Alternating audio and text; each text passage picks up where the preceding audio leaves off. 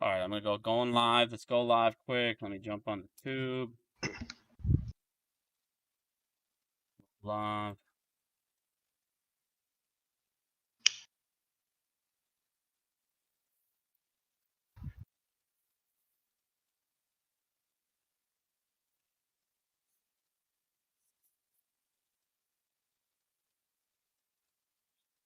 I wish I had a third fucking monitor, bro. I have one, but I don't know why I woke up one day and it just had like a bunch of like random lines through it. Like just that don't go away, like 20 of them, like just in the middle of my fucking screen.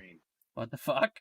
Yeah, like dead pixel lines. They're all the same color. It's weird. I don't know what happened. I wonder if that's your video card or if that monitor is just trash. I think the monitor's trash because the other two are fine and I still game and just fine. Well, luckily they're not very expensive, so I need to get one because Yeah. it's gonna be hard to watch the chat too. But here, well, I'll go like this. I'll get you big. You get your shit big. How you doing today, my friend? Pretty good, baby. How are you? Good, good. Well, announce we're going live here real quick. Dude, I'm excited to make this video, man. Like I said, I'm surprised more people don't fucking jacked up about this. More people aren't excited about this. It's crazy. I think that they are. We spoke on this a little bit too. I think a lot of them are just so many dates have been set. And I think that's something we can highlight too, actually, that I forgot about. But, you know, we can let people know that this stuff just doesn't happen overnight either. You know, there's going to be, it could be a process.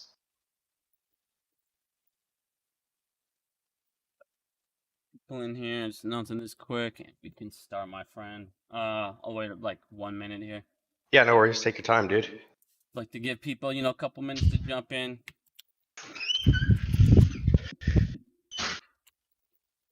I'll have to smoke a bowl for you because I know you like to do it.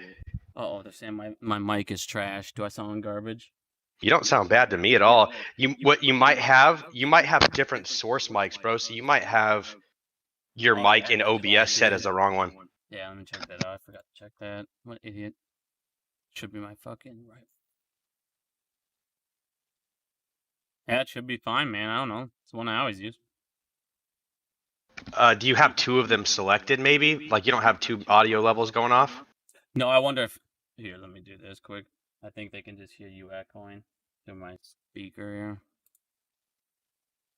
Oh, yeah, you might have to mute your sound. Yeah, let me just put you through my headset audio. Talk real quick, Randall. Yo. Testing. Oh, no, you're coming through my fucking... What the hell, bro? They're coming through my mic, dude. See, it's my fucking headset, dude. I'm telling you, after my headset got all fucked up... Whatever. Why the fuck are you coming through my mic, bro? What the fuck is going on? Astro, what up, baby? Astro's in here? Oh, shit. Yeah, What's up, buddy? Damn, thank you, my friend. He just hit you with the fucking bangerang, dude. Dude, it's... doing the same shit over and over and over. There. Talk quick, Randall. Test. There, now they can hear you. Stupid ass fucking thing. Alright. Now we're good to go, my friends. Alright, everybody. We're going to talk Phase 6 here. We're going to get into what it does, why it's a big deal, who it affects. We're going to talk about why this could start causing margin calls finally, why this could, you know, eventually start making the move down the road here for us finally. It's actually something to be excited about for once. If you've watched me for a while, you know I don't get excited about shit at all. Most of the times we go over rules, I show you how they're going to get around it because they're all fucking corrupt trash. So this is the only way I said we'll ever get this shit done is when other markets and other countries start holding our regulators accountable. And this is part of the things that Phase 6 is going to do. So this is a massive deal. We'll start getting into this in a second here. Do you want to say anything first, Randall, before we begin here? Or anything I didn't go over? No, I mean, dude, yeah, I think that I'm happy it's gaining traction. I think that people are understanding what's going on. I'll highlight that this is much bigger than just AMC and GameStop. And I think there's a part of us that I mean, of course, we're all here because of our favorite stocks, right? But I think this affects the entire market for retail. So I think it should be rejoiced by more than just the AMC and GameStop community as well. Yeah, dude. So, like we're saying, let's get into what Phase 6 is. Just in case you guys don't know or haven't been watching any of our videos, it's going to be margin requirements, and it's going to be inside the derivatives market. And the way we've showed you guys with the derivatives market and the way this works is, if you kind of look at it, the derivatives market is on the top. You have the OTC market and you have the stock market. So there's 3 types of market. We only see the price of the stock market. Now, inside the OTC market, they're able to manipulate the price. And inside the derivatives market is how they afford it. And also to manipulate it as well. Go ahead. Are you drawing right now, by the way, or no? Yeah. Okay, because I think on the stream, all I see is like our Discord and stuff. Oh man, the wrong stupid.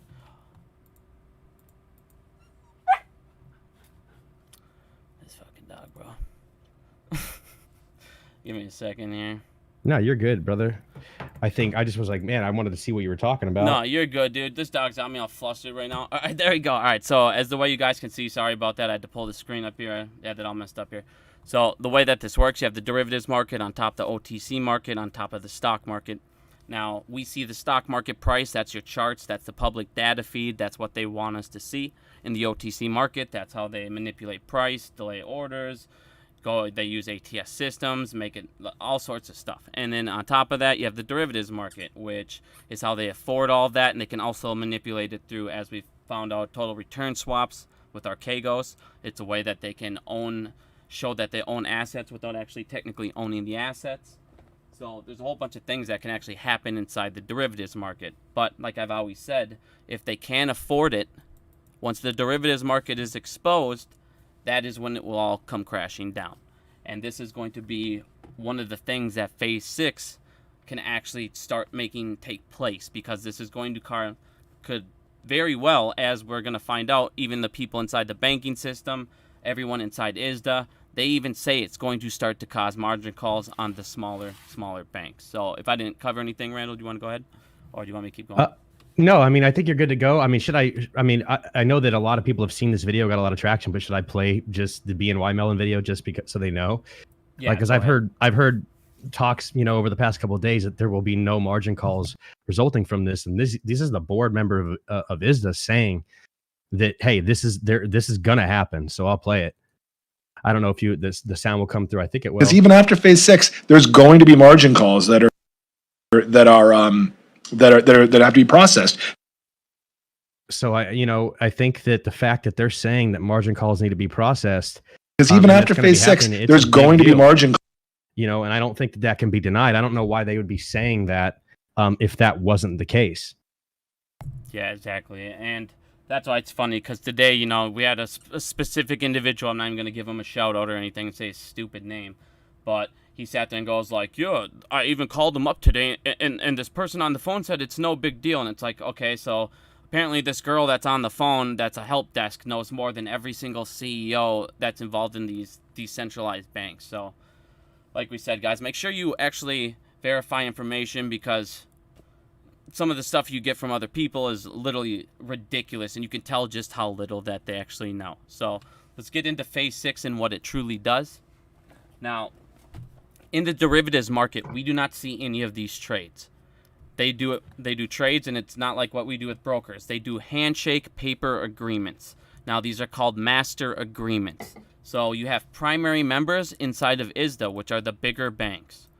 Okay? These are going to be your people who are managing like 100 billion to trillions of dollars. These guys are going to be your smaller banks. These are going to be your associate members and just your smaller members inside of ISDA. It's also going to be market makers and smaller market makers as well. Now, Phase 6 is going to now cover people that were at 50 billion in assets to 8 billion in assets. So this is actually going to affect the smaller banks. This is why could very, very easily, like he's saying, cause a margin call. And this could cause a domino effect throughout the derivatives market. And as we showed you guys in plenty of videos, inside the derivatives market currently, you have $2.2 quadrillion. Quadrillion. So this is a massive deal. Everybody asks, where is all of our MOAS money? It's right here inside what we call the derivatives market. Is there anything you want to add there quick, Randall?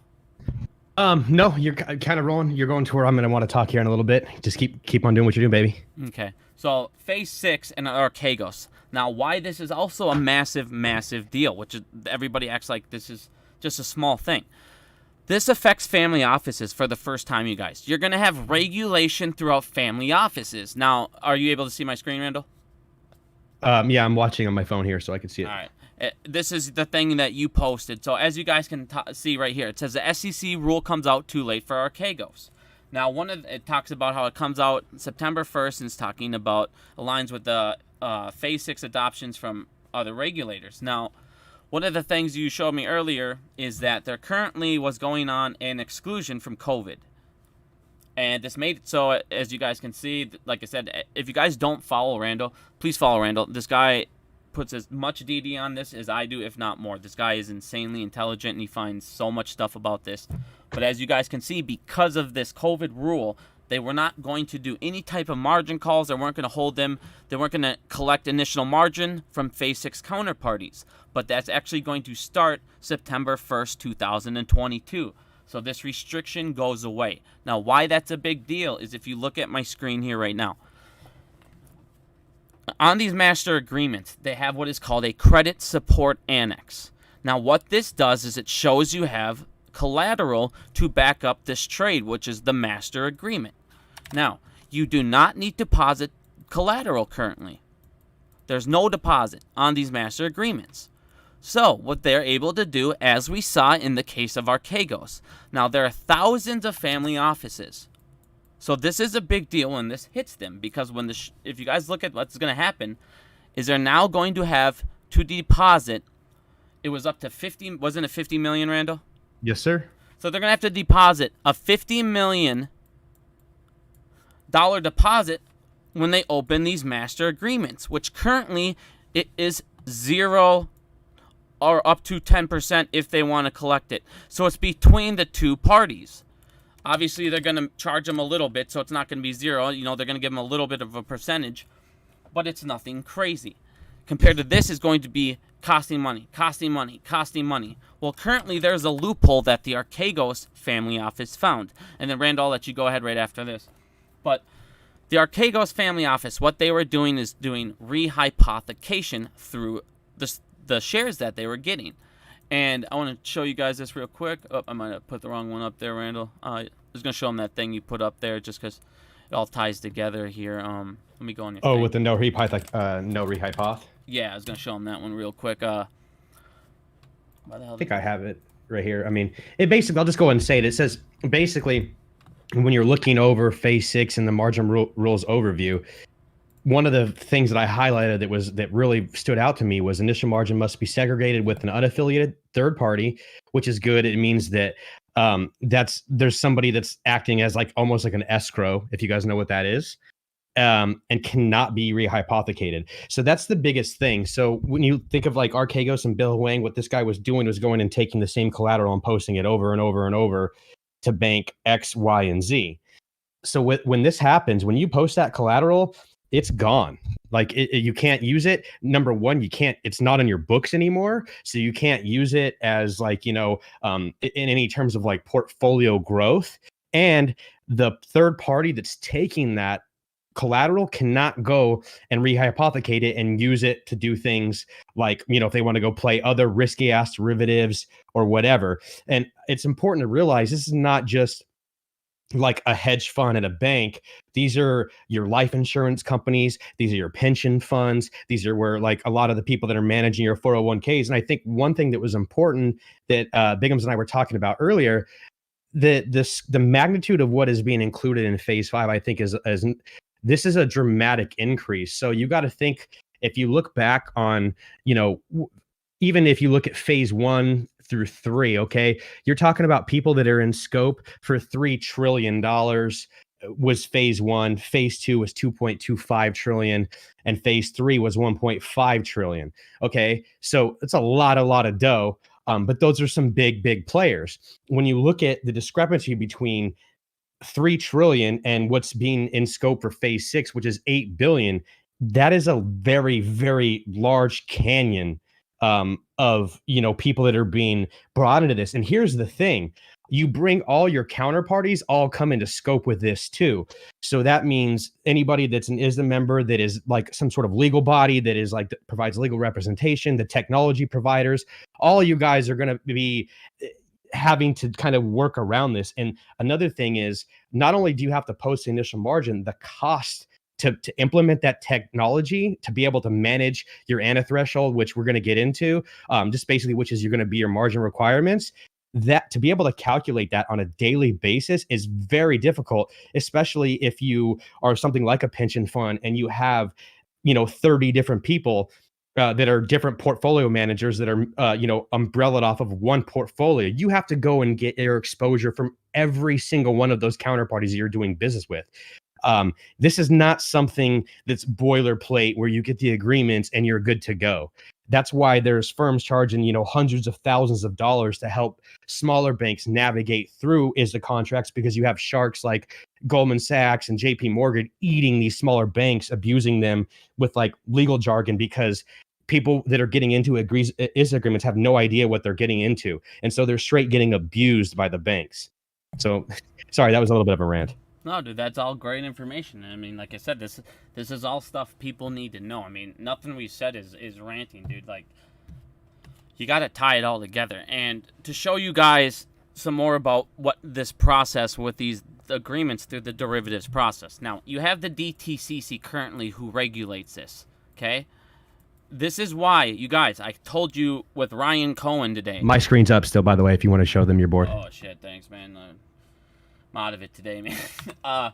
So, like they were showing you guys, Ryan Cohen with this GameStop split. Everybody's like, why didn't this work? Or why isn't anything going on? And then you find out about the 90 days. Well, Ryan's plan, and is very sneaky. So, we all know the United States regulators, the politicians, they're all in it together. The DTCC, NS, they're all fucking helping each other out. So any way that they can fuck us in all these things, they're going to do that. So the way that you expose it is you make the rest of the world expose it by, as you're seeing in Germany, they have what is called a custodial bank. And that custodial bank has to hold the shares for the German market. Well, if they're not able to find those shares, that's the problem that's coming up with this dividend. That's why you're seeing temporary dividends and things like that. And you're having the rest of the world expose the corruption or the loopholes in the United States. And that is why I keep telling you guys, the way we win is through the banks, the derivatives market, and we expose it by the rest of the world exposing the issues inside the United States. And that's what's going to happen here through ISDA. Now, like I said, the DTCC is regulating this currently. This is a huge problem because the DTCC is also the main people. As we showed you guys, it's Virtue, it's fucking Citadel, it's JP Morgan. That's who your DTCC is. It's all your massive primary ISDA members. So, of course, they're going to allow all these master agreements like crazy because that is how they make money. So every time that they can write a master agreement, whether this bank can afford it, whether this family office can afford it, they're going to take it on. Now, the problem is currently is these credit support annexes show that you have collateral, but you don't have to deposit it. So as we saw in the Archegos case, you had them go to a bank, they used the same credit support annex through total return swaps to show that they had the assets, even though they didn't have that asset. But because it was a backdoor agreement with another bank, those banks did not have access to show that it was from a master agreement through total return swaps. They saw that he had the assets, so he is able to use the same collateral in multiple agreements. Now, this is what's going to stop from this FASIC thing that they were talking about right here with Archegos. This is a massive deal. So instead of them having this unlimited ability to sit there and afford hidden collateral, because this is what it is. They're able to afford stuff that shouldn't be able to do because they can do it through the derivatives market, the rehypothecation. This is how Archegos went from 1 billion to 160 billion in 1 quarter, as we found out through the filings with the SEC. They sat there and just used rehypothecation on their credit support annex with multiple agreements. So these family offices could be very susceptible to margin calls as well. Also with these smaller banks, because now you're not going to have just the DTCC regulating it. As Randall pointed out, there is now going to be a third party, a third custodial party, okay? And it's just like I was talking about. Your screen's still blocked. What's that? Sorry, I don't want to interrupt you, but your screen's still blocked. Oh, is it? Good grief. Yeah, you have our Discord up. Sorry. I'm not used to doing multiples, bro. You're like the first time I've had someone on here. So like we're doing with what was it, just talking about the rehypothecation? Mm-hmm. You got me all messed up here. Sorry.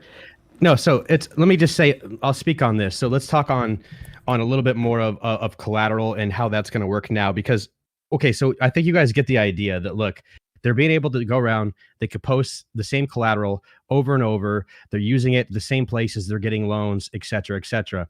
And when you look at phase 6, we talked about how that threshold is now $8 billion.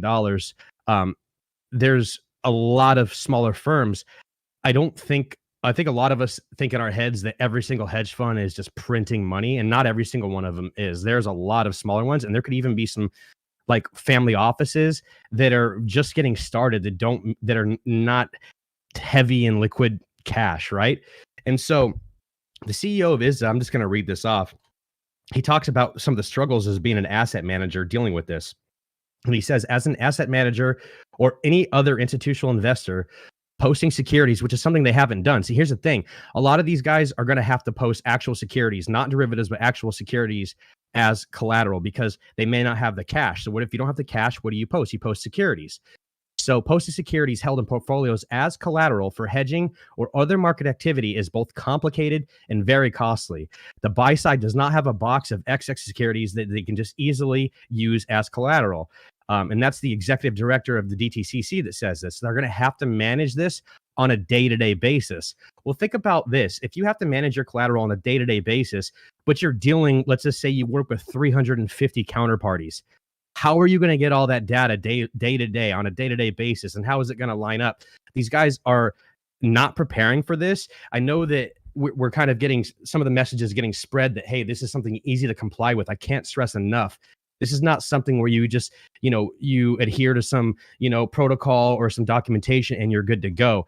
A lot of these guys, again, are going to get screwed by some of the bigger banks because they don't have legal representation or helping them navigate and guide through this rigmarole of what, an ISDA contract can be abused by, or how it can be abused, I should say. And it goes on to say that taking securities out of a portfolio to use as collateral will, by necessity, reduce the ability of those securities to deliver performance to the portfolios. So that means that people that are posting these, it's again off of their books, they're not able to make any money off of this. So it's straight up like a double whammy. It will also impact liquidity in these portfolios. And the reason being is because, again, they can't do what Bill Huang was doing and going and posting the same shit over and over and over. So it strips them on 2 layers. Does that make sense to you guys? Yeah, exactly. And now I remember, too, where I left off. So I was talking about how you were showing them that there's a third-party custodial that's going to hold this collateral. So you know that no matter what, that collateral can't be avoided. It has to be deposited. And as we found out, that's a $50 million threshold. So instead of the DTCC, which is the banks writing these contracts with these people saying that everything's good to go, you'll have a third party that watches the deposit of the $50 million into it, saying that the collateral is good and everything else is. So the corruption between the banks who just write it and regulate themselves, this will take care of that problem as well. Go ahead. No, so you're on the right track. I think that all this is important. There's so much to cover. So we can talk about, well, I think we're covering this. So the collateral it's a big deal. A lot of these guys, and again, the idea is that this is going to create a domino effect. And again, I can't stress enough. I see a lot of people, they're saying September 1st. I'm not going to sit here and pretend to you guys that September 1st that we're going to wake up and the MOAS is going to happen. To be honest with you, I don't even know if it would take 6 months. This is going to be like a ramp up, right? And that's just the truth. Like these guys, again, they do know this has been coming. They're going to probably try and do their best. If the way that I think about them gaming this, they're going to try and figure out how they can post the lowest amount of initial margin, right? So that's going to be the course that they're going to have to navigate through. But the problem is, again, when you have to worry about just the requirement burden is so large, how can you start worrying about how to fucking skew numbers and shit when you barely can stay alive by even managing to promote or give correct data? And the thing is, if you guys are, let's just say you do meet the threshold and you're in scope for phase 6 and you were above that $8 billion threshold, and you fail to post your margin requirements, you literally will get posted on a DNT trade list and no counterparty will trade with you. It's the worst thing that can happen. It's actually worse than a margin call, because at least a margin call, you can at least reach out and try and fucking find somebody to give you a loan, right? And be able to float you by. But if you get put on a do not trade list because you failed to meet some margin requirement on phase 6, that's the end of your family office. That's the end of your smaller fund. That's the end of your smaller bank. It's a major deal. Oh, yeah, exactly. And like you said, on top of that, they have to do daily updates, daily margin tracking, which it's like we said, guys, that none of this shit was watched. This hits family offices, small banks, smaller fucking market makers. Like this hits. What else? Go ahead. The screenshot that I had, let me see. I'll link it to you again in Discord, so it's the most recent one. Let's pull this one up, even though it was, or actually, no, you have my screen up, or pull up my screen. I think I have it on my Twitter. I think this is important to highlight, actually. Where the hell is it?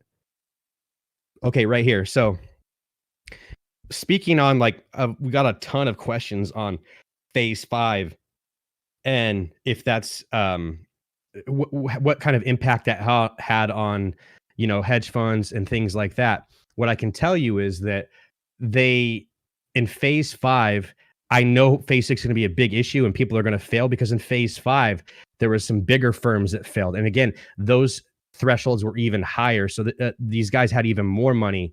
And basically, the CEO of ISDA says we were unable, a lot of the firms for the first time in 2021 were unable to achieve compliance with all their trading partners in time, and had their trading have to focus on fewer counterparties.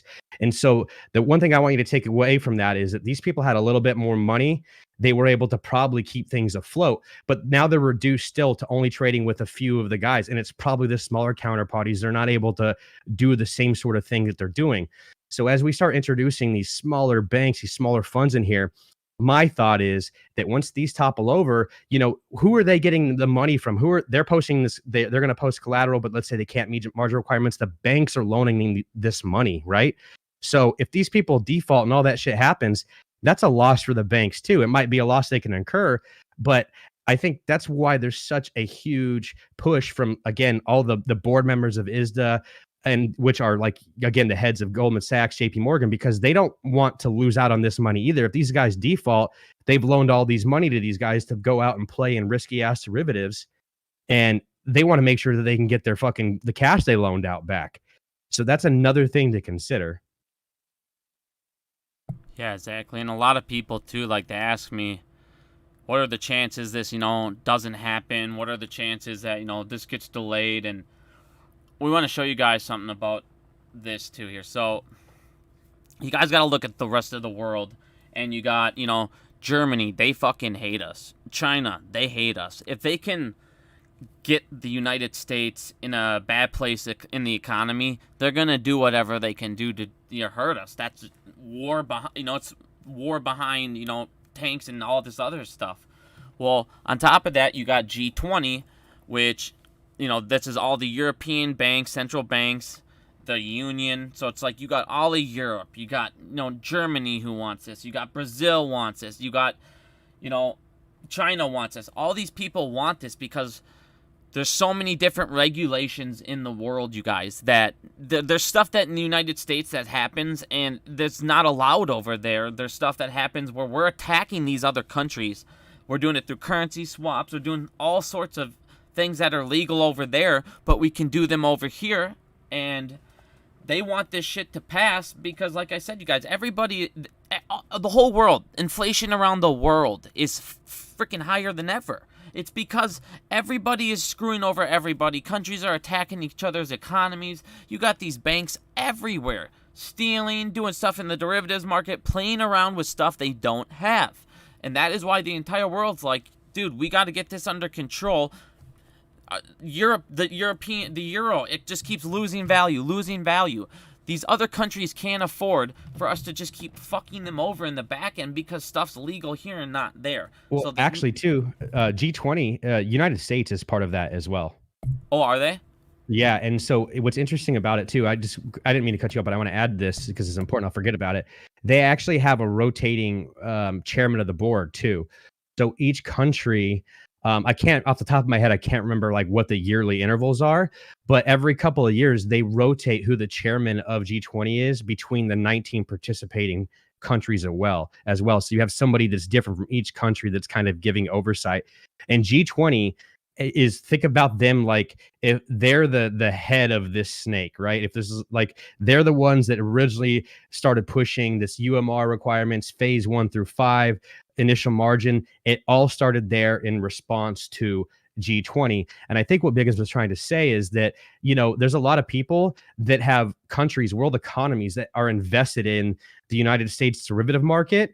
And they're seeing that this shit is crazy, right? We went way out of bounds with where this should be. And I think that they're starting to freak out. And I think that's really where this started. It all started in 2008 where these guys, oh my God, we have to pull the reins back on this. And so that's where all this is started from. And again, it's been a long process. It's been years, phase 1 through 5. I mean, this shit started back in 2016. And so there's been more than adequate time to get everything in line. The problem is everything that Biggins and I have been spending, you know, hours and hours and hours researching, in their own words, are saying these guys are not taking it seriously. People were failing in phase 5. People in phase 6, it's really going to get, they're going to be hit extremely hard, and they're not, the operational burden alone, let's not even talk about the money that's involved, is crazy expensive. And that's not even including the collateral that you need to be posting. That's not including your initial margin. There's all of these things. I can't see a way where this is a good thing. If you're over leveraged, if you're doing things that are nefarious in these markets, and if you're a smaller fund and you're trying to, you know, pull one over on somebody, you're going to get caught. Exactly. And like you were talking about with 2008. So like the way I'm looking at this, like in 2008. So I showed you guys in 2008, we had the housing market crash because they thought the housing market was too big to fail. They controlled it. Nobody's not going to pay their loan. Now in 2022, you got in the stock market. They thought the stock market was too big to fail. Why? Because they control the price. They can sit there at the DTCC, hold the share. They can use CNS. They can sell it to retail. They can use the stock borrow program. There's a whole bunch of things. They can just do Rule 203B. So there's a whole bunch of things that they're able to do right now inside of the stock market to where they go, well, it's not going to fail. We can control every aspect about it. We just won't let it fail. Well, the way you're looking at this now is in the side of ISDA is you have, just like in 2008, what ended up happening is all of these bottom mortgage-backed securities that were rated garbage, that were repackaged with securitization, just like you're seeing now. This is securitization, you guys. You take an asset, you package it with other assets inside of a tranche, is what they did in 2008. They made it a tranche with the housing market, and then you take that asset and you resell the asset over and over. Well, it's just like this. You have the DTCC who holds the real shares. They can sell it to retail. They can, like I said, use it from the stock borrow program. There's so many different ways through securitization that happens just like in 2008, where they repackage your assets and resell it and resell it and resell it and reborrow it over and over again. So when it comes to the derivatives market, you have the top of the food chain here at ISDA, where you have the 100 trillion or whatever. The next one was, or it was 3 trillion, then 1, then what the hell was it, Randall? Like 100 billion, and then 50, and then now 8. Well, it's going to be just like this. You're going to have a domino effect. You're now going to have these people that are being margined, these smaller family offices, these smaller banks. Just like Randall was saying before, it happened in phase 5. So it happened to people that had more money and more people and more relationships. See, if you guys look at, it talks about counterparties. So each one of these ISDA members has relationships, as you can see. So this is how many people that they work with. They'll be able to open ISDA agreements with. So this affects a ton of people that, like I said, they would have never been able to do this. Now, like Randall was saying, this also now adds daily margin recalculation for these smaller firms. Now, this is going to be something that's going to be very cost effective, like Randall said. The tard from Boston's I called them, they said it's no big deal. CEOs are saying it's no big deal. These banks before this that had more assets were not able to comply. You're going to now have people that can't comply that have less assets. They're going to get dissolved. And what they're going to do is what we call bail-ins, ISDA bail-ins. Now, Randall, I'll let you go ahead and cover the ISDA bail-ins real quick. I got to go let my dog out, but... Yeah, go ahead.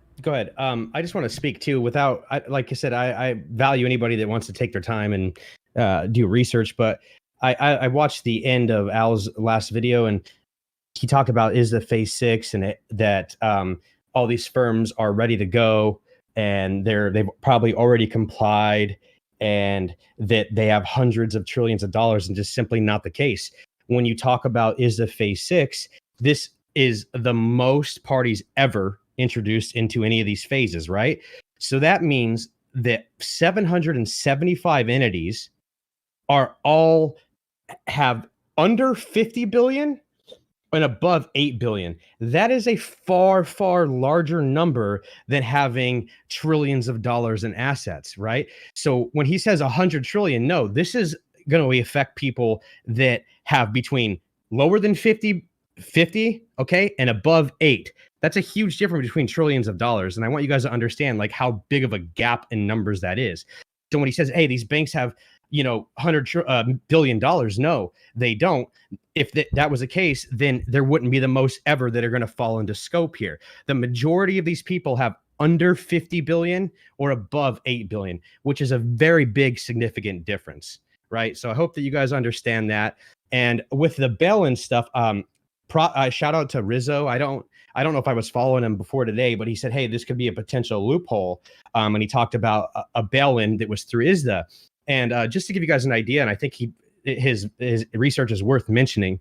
But one of the things that like a bail-in is designed to do, let me explain. They are how a bank would basically kind of take a hit on the chin. So they basically do this to stop. It was, again, a preventative measure after 2008, where it wasn't the taxpayers that were having to bail banks out. So what'll happen is banks will loan out money, and if a bail-in happens to happen, and this only applies to certain European countries, it doesn't even apply to the US. That's number one. But number two is that they're going to have to potentially go through a process where you have banks that are saying, hey, look, these people are over leveraged, and they could cause a systemic risk, but we can't necessarily force this on the people. We loan the money out. We have to take this on the chin.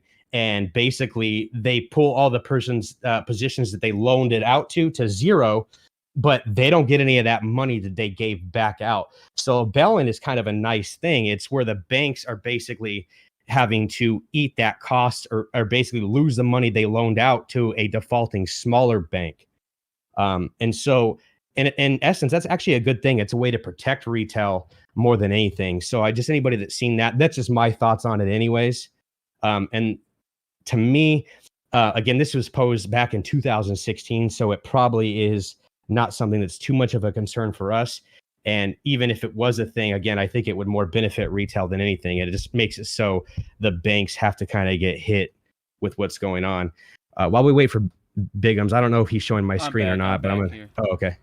Yeah, let me pull you up. Let me pull you up. No, you're good. No, you're good. I was just gonna pull up your chat so I could see questions if anybody was like I was missing anything, because I don't have your stream actually pulled up when I'm showing mine. Oh, you're good.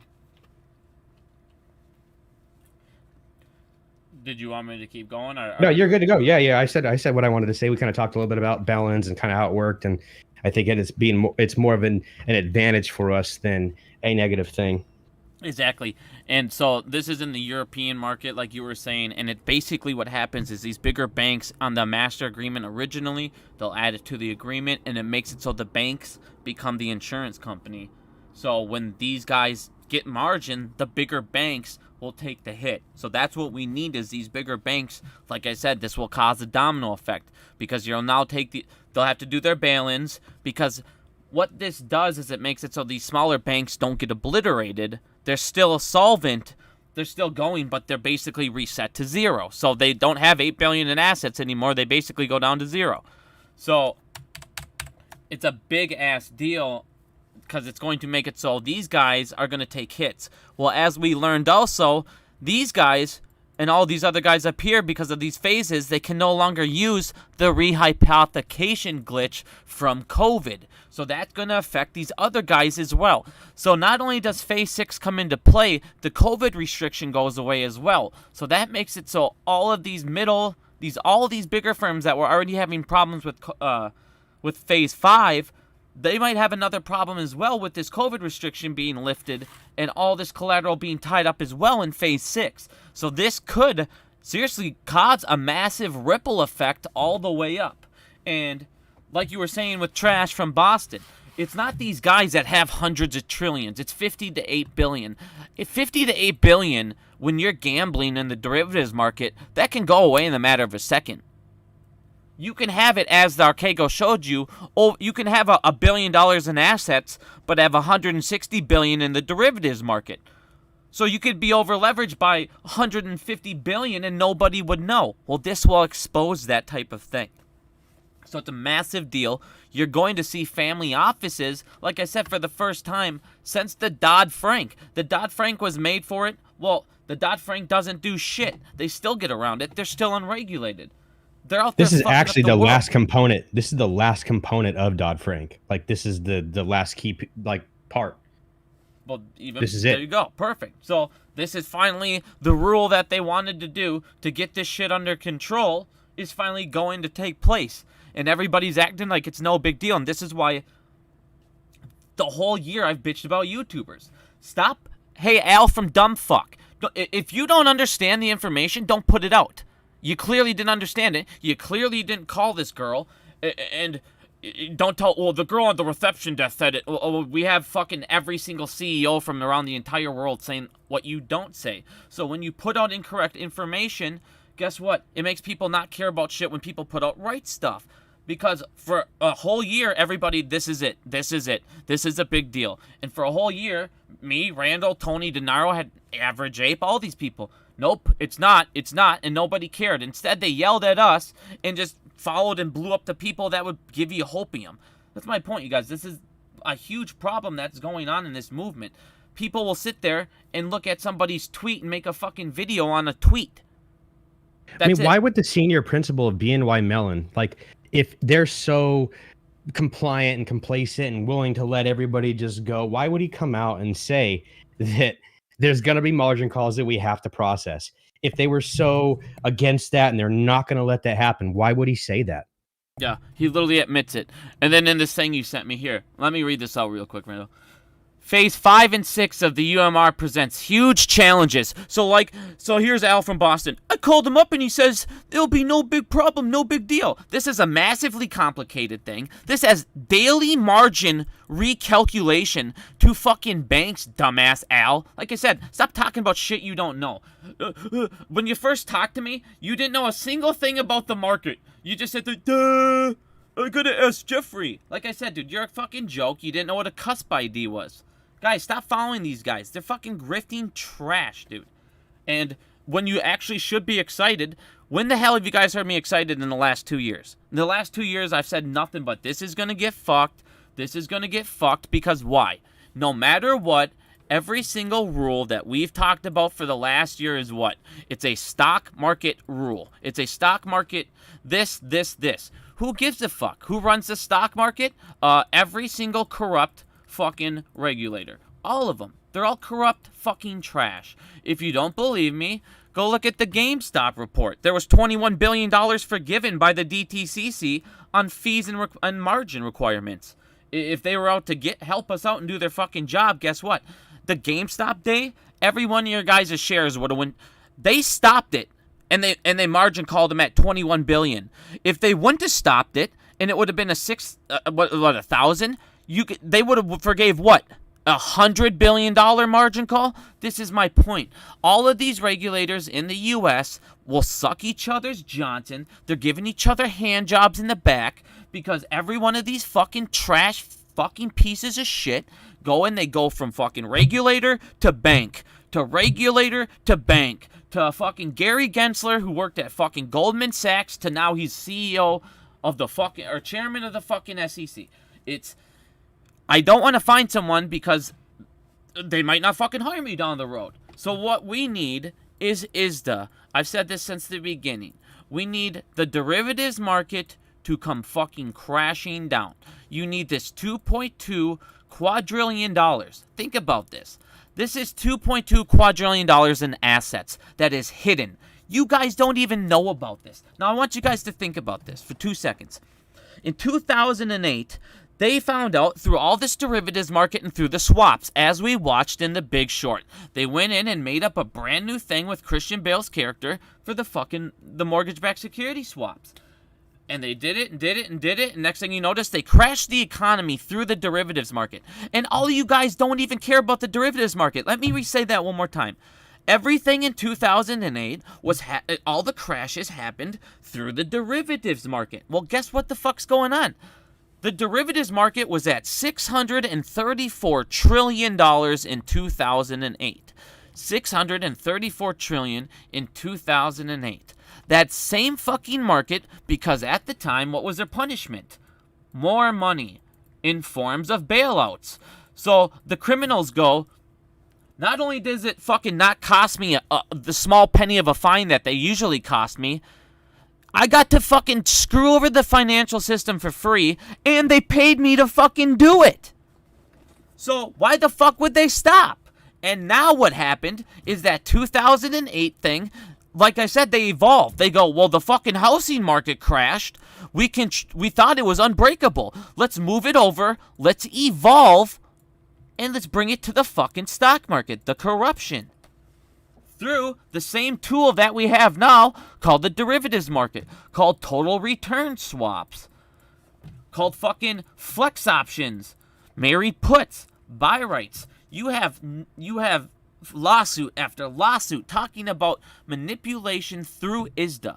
And now in 2022, there is 2.2 quadrillion.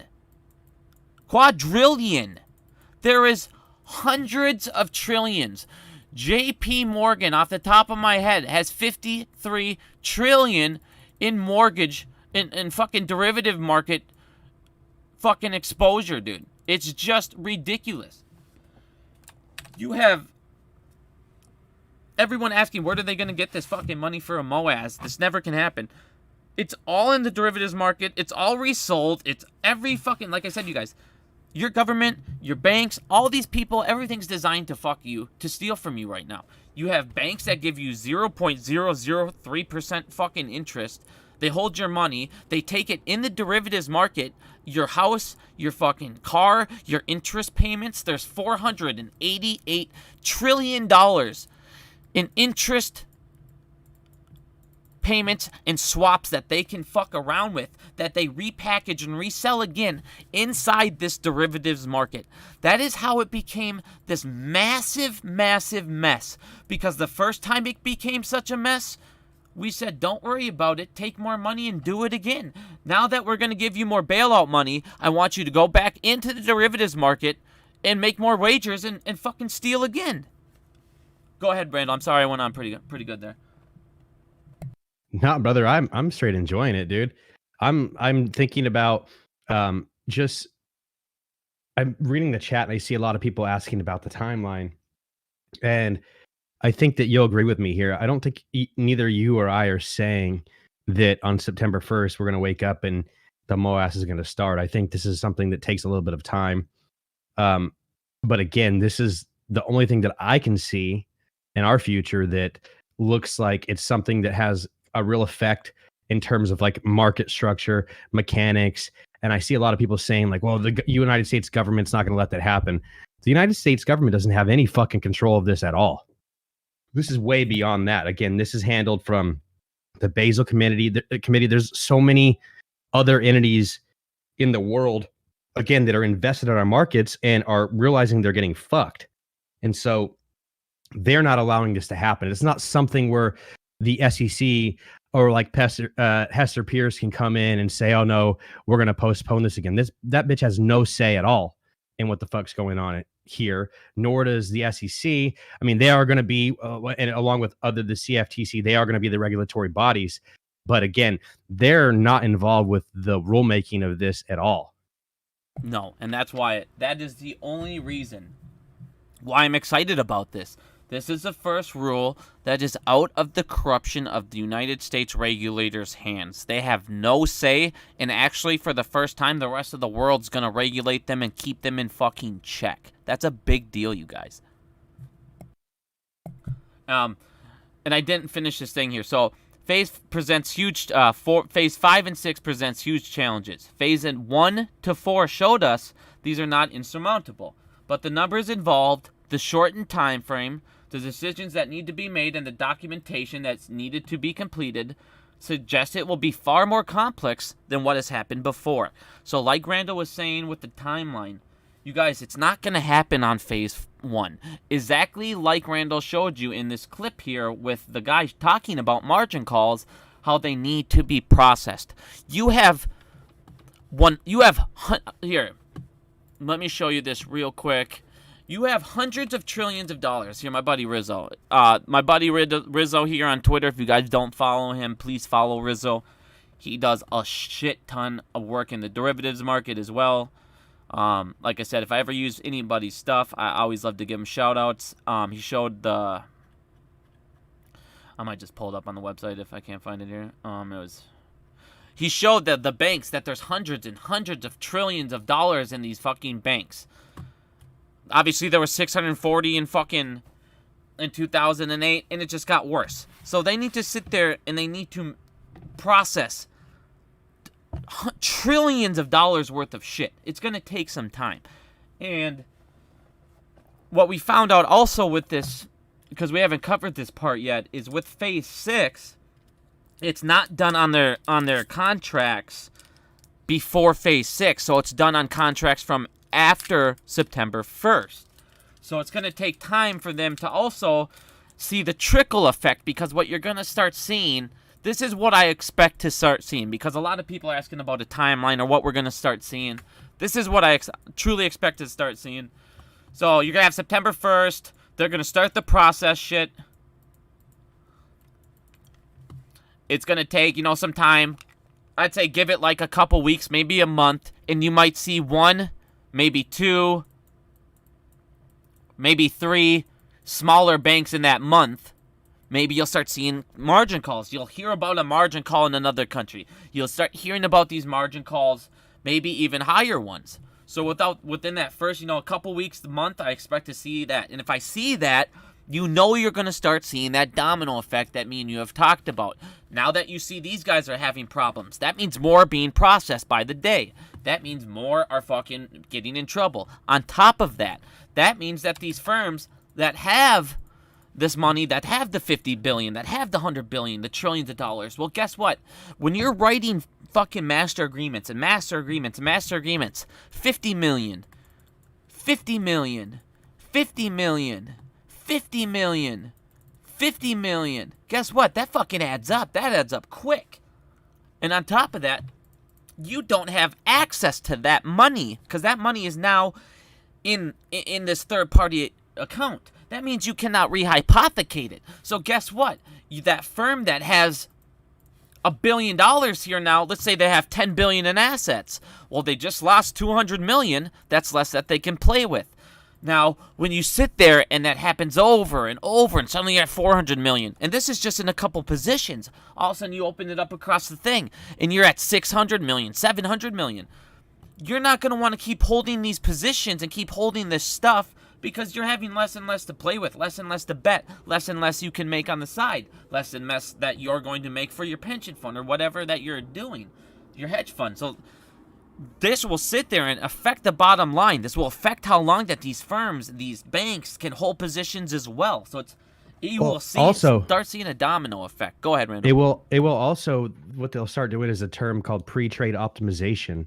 And so what they'll do is now when you engage in a trade, it's no longer like, hey, this seems like something they could fucking pay out. Let's fucking run it.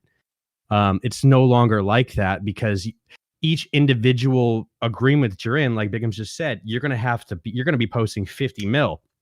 And so if you're a firm that, let's say you fall under that 8 billion scope, but let's say your firm only has $16 billion, 50 million. I know it sounds like it's not, but it is if you're having to post that with every counterparty that you're trading with.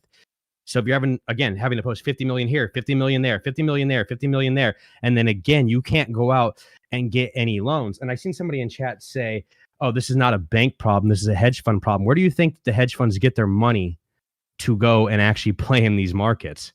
Right? They post. Exactly.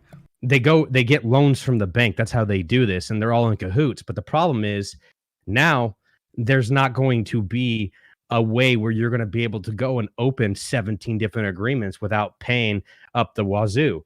And that's a big deal. Again, this isn't, when we talk about like this is how it affects your major banks is they're loaning out money to these smaller guys default. Again, you have banks that kind of take that one on the fucking chin, may not collapse them, but the smaller ones going over and over. And you got to understand these smaller ones, a lot of these guys too, they ride the hype, they ride the quote unquote FOMO on the institutional side. They could have short positions in a lot of our favorite shit or betting against it in a lot of different ways or being short in a way where they're avoiding margin calls because of their derivative position. There's a lot of different things that can be going on. And I just think it's really difficult and almost irresponsible to say that the banks don't have an effect on what's going on, because I think that they're the main component. And this is going back even past like phase 6 outside of ISDA. I mean, they're the biggest culprit when it comes to stock loaning. Bighams and I have spoke on how when we look at the cost to borrow, how that sometimes could be not even the most important thing. Some of these funds are literally getting rebates to take a short position, to take the other side of that loan. So they're actually getting paid to take the borrow from a lender. So it's 100% the banks that I believe that enable all this. They're the beginning and the start of this. And we may not be able to quote unquote like dismantle them right off the bat, but how we do it is start, chopping legs off. If this is like Goro from Mortal Kombat, we're hitting every arm, and we'll start doing it slowly, and we'll just start chunking them down. Exactly. That's why we need to hit that 488 trillion in interest, you guys. That's why I tell you, when you guys pay off these credit cards, when you guys move credit cards off of these ISDA companies, when you guys move your accounts out of these ISDA banks to credit unions, local family, things that are not involved in ISDA, you start taking this dark money, this 2.2 quadrillion, you start making, bringing it to light. You make these banks have to cover certain assets. You make them have less collateral. Now these fucking credit unions have that collateral. Well, they don't fucking go into ISDA. They don't operate in it. So if you take that collateral out of ISDA, guess what? These ISDA banks have to cover it. They start hurting. So that's why I tell you guys, moving your accounts, if you can refinance at a lower rate or whatever you can do, if it ends up being beneficial, do it if you're in an ISDA bank. If you're not, don't worry about it. If it's going to hurt you money, don't do it. But paying your credit cards off, getting your money out of these accounts, it's a big fucking deal. And I know everybody's going, well, nobody's going to be able to do that. No, if you guys sit there and complain all day long about every single fucking thing you have to do, if I need to give you a participation trophy because you've held and you don't want to go through the real steps, I'll start making participation trophies. I'll fucking hand them out every single day because we've held. There's more steps, you guys. Do you think that these hedge funds haven't gone through step after step after step to keep evolving, to keep making sure that they can get away with this and that and this and that? Of course they are. So we need to evolve too. Well, guess what? The next stage of evolving is saying, okay, fuck the stock market bullshit because the SEC is fucking cocksuckers.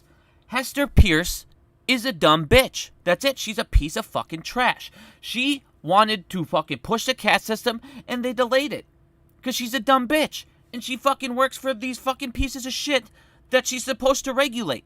She's a fucking retard. So until we get this shit, like I've said, here's the problem. They taught us that the SEC, all these people are going to come save us. So instead of saving ourselves, we go, the only way to do this is have the SEC break down some laws. No. Fucking revolt, but do it in a way. Say, fuck the banks. I have shown you guys, Randall has shown you guys for years now. Everything ties back to the banks. Everything. Drugs, sex trafficking, the little girls in the Epstein Island. Every horrible thing ties back to the banks. But yet y'all use them. You guys defend your banks to the death. That's fucking crazy. If you start taking this $2.2 trillion or quadrillion dollars and start bringing it to the light, that will start fucking these banks up. If you guys start moving out of them, guess what? They can now no longer be too big to fail. They're too big to fail because fucking everyone uses them. And if they go under, all of you will have to cover their fucking mistakes. And their mistakes are in the quadrillions. Taxpayers, we already don't have fucking money. We can't afford a bailout of fucking trillions of $600 trillion. We can't afford that shit. But yet we vote these fucking politicians in. That put the regulators in place. Guess what? If Biden gave a fuck, he could kick them all off. He could kick every one of them off. Doesn't do it. They don't care. They're all fucking in on it. This is my point. This is why I keep saying everybody's so focused on, oh, well, all these rules. The last year, everybody said this was a big deal. Who cares? They're all fucking dumb. And for the last 2 years, I told you they were all wrong. But you lump us in with these other people because, well, they were wrong. Good for them. They don't do fucking DD. Just like Al. I called him up. If you don't believe me, call this number. What are you going to do? How many of you are going to really call the number? Probably none. If one of you do, what are the chances the person you know knows what the fuck you're talking about? Like I said, you can't prove him wrong because of that. Like I said, it's the same shit, you guys. He made 4 videos. 4 videos about ISDA. Just so he could get more views. I'm not going to break down a 4-part fucking video on the most common parts about ISDA. He made 4 videos so he could get fucking money off 4 different times on each one. You going, oh, what do you have to say about this? About this? About this? He's made 5 videos now about ISDA, talking shit about it. When he was been wrong about every fucking aspect about it. Every fucking aspect about it. He clearly is uneducated as fuck and doesn't know shit. But yet the guy goes and he gets fucking 30,000 views, 20,000 views a video. Said, we gotta grow the fuck up, people. You're gonna have to start moving out of these banks. You're gonna have to do other things. This will fuck these bigger people up. If you want this giant fucking market to come crashing down these dominoes, if you want to do a revolt, that's how you do it fucking peacefully. It's just like if you see a big corporation, a monopoly, they buy everything up and they raise the price. What do? You say, go fuck yourself. I'll just go pay the mom and pop fucking store down the road instead until you lower your price. We cannot have these fucking corporations, these entities, these fucking people too big to fail, and you never hold them in check, and all we do is bitch about it on fucking Twitter. Somebody keeps asking is the answers to. I mean, the answer to the world. It's not one single United States entity. This is a group of the world's banks. Again, this is not just one group, not one bank. It's not JP Morgan. It's not Goldman Sachs. And again, these guys are not all holding hands together either. As much as you might think, again, there might be funds here in the United States that are fucking these guys in, currency swaps, like, putting some countries over a barrel. Like, on, or even interest rate swaps on a certain currency. So it's really, when you ask who's regulating, I mean, ISDA's regulating it. But again, these are the world's largest banks. These are the world's largest firms. There is basically, if you're participating in this, which counterparties will not take your trades unless you are participating in ISDA. So for example, like it's like a threshold. So like how we've seen in our Bigums and I first video, we talked about how those two boys went into ISDA. And they said, and the dude just laughed at him. They didn't even really get an interview in the dude's office because they were not willing to work with him. So the disadvantage is, hey, if you're not willing to comply with these rules of what ISDA is, or the governing body that ISDA is, then you're not able to trade with the big dogs, and you just won't get exposure to the derivative market. And then you're losing out on profit. You're losing out on huge, massive money. So it's one of those things, like either you comply or you don't get to play with the big dogs. And so the end goal for a lot of these firms is going to be wanting to be able to participate in ISDA because of all the benefits that you have, the idea to negotiate your own deals, et cetera, et cetera. I think one thing that maybe Bigums and I are not talking about is some of the benefits of ISDA that comes to being a member if you're doing it correctly. There's a lot of benefits of being able to negotiate your contracts and use an ISDA agreement to your benefit if it's done correctly. The problem is the false and bad actors are going to have major issues with this. And again, if they don't participate, they just get slapped with a do not trade on, basically no counterparties will engage in any sort of trade with them at all. So that's potentially billions of dollars they're losing out on, and being able to even participate in the derivative market with the actual big dogs.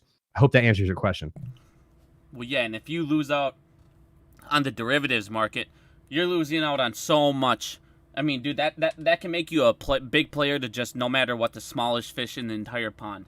You can only get so big. You can only reach so much. You can only use so much leverage. You can only, like you were saying with that first video, they laughed at the people because they said they had 300 million in asset. And he said when you have 1.5 billion come in and you can fill out an application, you might still get rejected. So it's like, if you can't go into this kind of a market, this stuff, as you guys can see, you can't get a dip into this $2.2 quadrillion pool. You will never be a big player. You will never. Like I said, you're so limited. It is a massive, massive, massive deal to get on this do not fucking trade list. Like you're saying, it's not like you get on this list. Who cares? I'm gonna fucking make a new family office. I'm gonna make a new shit. No, you're fucking done, dude. You're gonna have to the requirements to become an actual participating member of ISDA is quite a daunting task. It's not everybody can get doing it. So, or get on board. So those firms that are on board, again, the worst thing that could happen to you, this is even worse than a margin call, because you can go out and you can find banks that will probably even loan you money, even if you have shitty fucking credit. And there's just always somebody that's probably willing to take that side of the bet because they're fucking greedy. Right. But if you get slapped with a DNT, a do not trade, I mean, it's game over. There's no way to rebound from that. Exactly. That's what I'm saying. Like, it's a big fucking hit to where they're not gonna allow that to happen. And like I said, you can have 1.5 billion, but you have to fill out an application. So it's not like what you do in the United States. Oh, I'm a hedge fund and I fucked up. Let me just quit, start over, and make a family office. No, you'll have to fill out that application. They're going to see it was a repeat offender, and they're going to say, fuck you, you're not allowed in here. So it's a big deal, you guys. Like I said, like you were saying, it's not the United States regulators. The United States regulators are the one now being regulated. And no one, like, that's a huge fucking deal.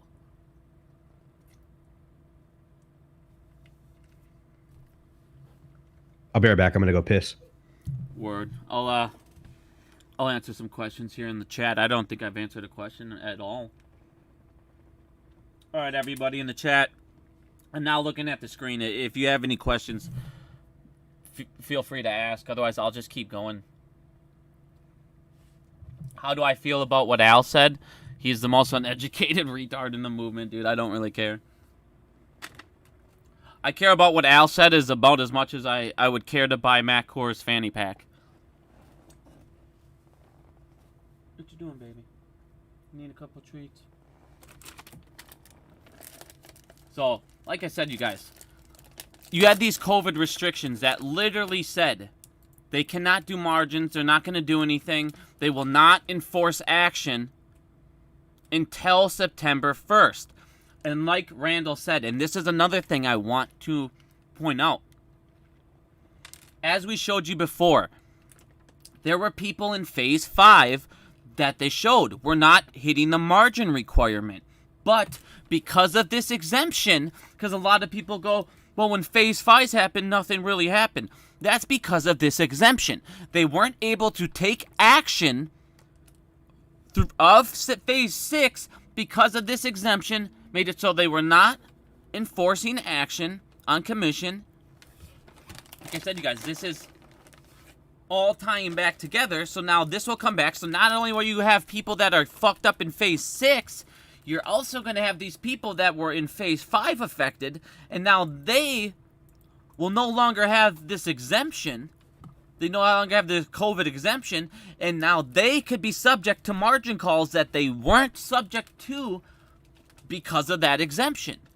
So this is another fucking thing. And like I said, a lot of people, when you see these banks, these are the people that are going to margin call the market makers, the other banks. They're going to margin call all of these brokers that are doing shit with them. They're going to margin call everything. Like I said, you start up at the top and you have the top domino down, and that's how you get a MOAS. If you don't go from the top of the snake, cut the head off the top of the snake, what you're going to get is killing the bottom, the tail, which is your hedge funds. Which, guess what? If you kill just the hedge funds, you're going to get just a short squeeze. You are not going to get what we've been talking about since day one, which is the MOAS. The way you get the MOAS is you get the banks and the market makers to do margins. That's it. That's how you get it. You do not get it from a short squeezing hedge funds. Everybody focuses on hedge funds, talks about hedge funds. You only get a short squeeze from hedge funds. That's it. You need to have the banks and the market makers margined, and you only get that done through the derivatives market, which is the head of the snake. And now you go from fucking looking at just the tail, maybe a little of the middle, to fucking the head, which means that's dead, that's dead, that's dead. And now you have 2.2 quadrillion exposed, and all that money you guys talked about on all these prices, there it is. Now, one thing I want to say about Al from Boston, the dude's a piece of shit, and he said everybody, 1 million a share, and says I'm going to lose people money on this because of this phase. You said everybody, if you sell for under $1 million a share, you are an idiot. So, you're a fucking tard, dude, like I said. All right, now. Dude, this is so much like I mean, I am, my 90% of my portfolio is AMC, and the rest is pretty much GameStop. I was like, I only have GameStop and AMC. No, I sold everything. Yeah, and I've dabbled to learn, but I can tell you that this is something that I'm not saying is going to. Again, I mean, I can't stress this enough, guys. We're not sitting here saying September 1st there's going to be the MOAS, because that's just not the way that this works. But again, I don't know else how we start fucking popping holes in the balloon without this. Like, this is the only way that I can see realistically where these changes actually have an effect, other than traditional TA that might say, hey, we're gonna run this day or not. This is it, and this is the thing that I've been most confident about the entire play in terms of what's going on and why it's so beautiful. It affects all retail. So the more that we're encouraged, the more that we talk about this, the more that we let this know that it's not going to go to the wayside, all of retail wins, whether it's AMC, GameStop, BlackBerry, Nokia, fucking Revlon, Redblocks, whatever the fuck people are in, it doesn't matter because it affects all of it. Exactly, dude. While you were gone, what I kind of went over too that we didn't really talk about was how they had that COVID exemption or whatever before, and how we showing them that people that were in Phase 5, they were going to fail. And people were like, why didn't Phase 5 do too much? Well, they had the COVID exemption, so the people that would have been margined were allowed to get by from this COVID exemption. Well, if that ends when Phase 6 happens, the people that were going to be affected in Phase 5 also could now be susceptible to margin calls. 100%. And again, phase 5 is like, that's why I think it's so important that we highlight the troubles that they had with phase 5 and how they highlighted how many people were not ready, were not prepared, didn't meet the requirements. They pushed the COVID threshold, or they pushed the, that COVID exemption on them. But again, they still missed the deadline.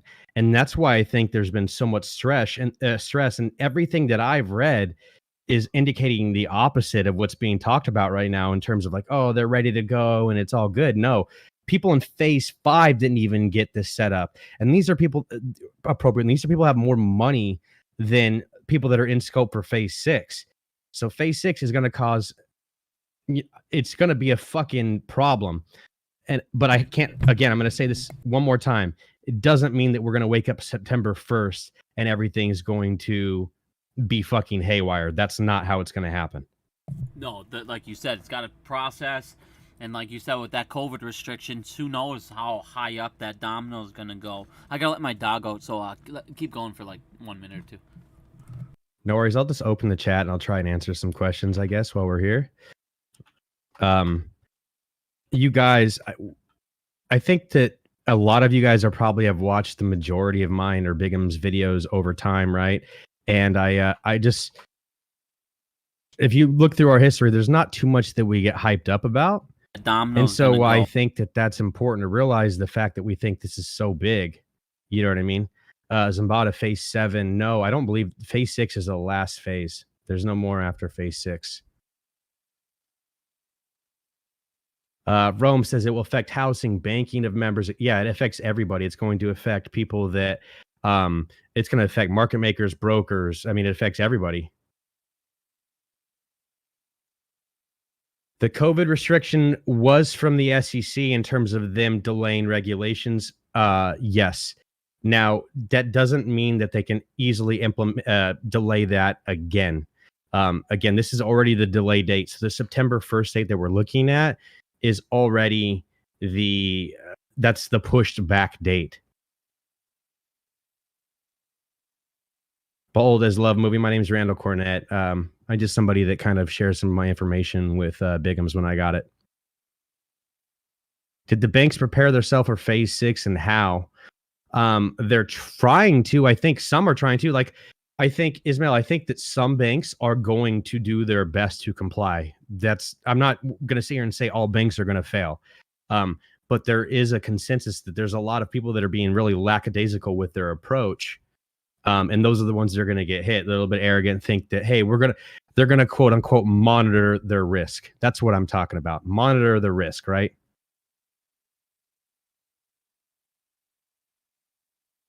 So what is the chance of the MOAS before September 1st? I mean, I don't know. I hope it happens tomorrow, bro. Like, if I woke up, I make millions of dollars, I'm going to be straight. I hope it does. I hope the MOAS happens before phase 6. Again, and I don't even know if phase 6 is the 100% the thing. I'm not going to even sit here and say that this is I think it's a culmination of a lot of things.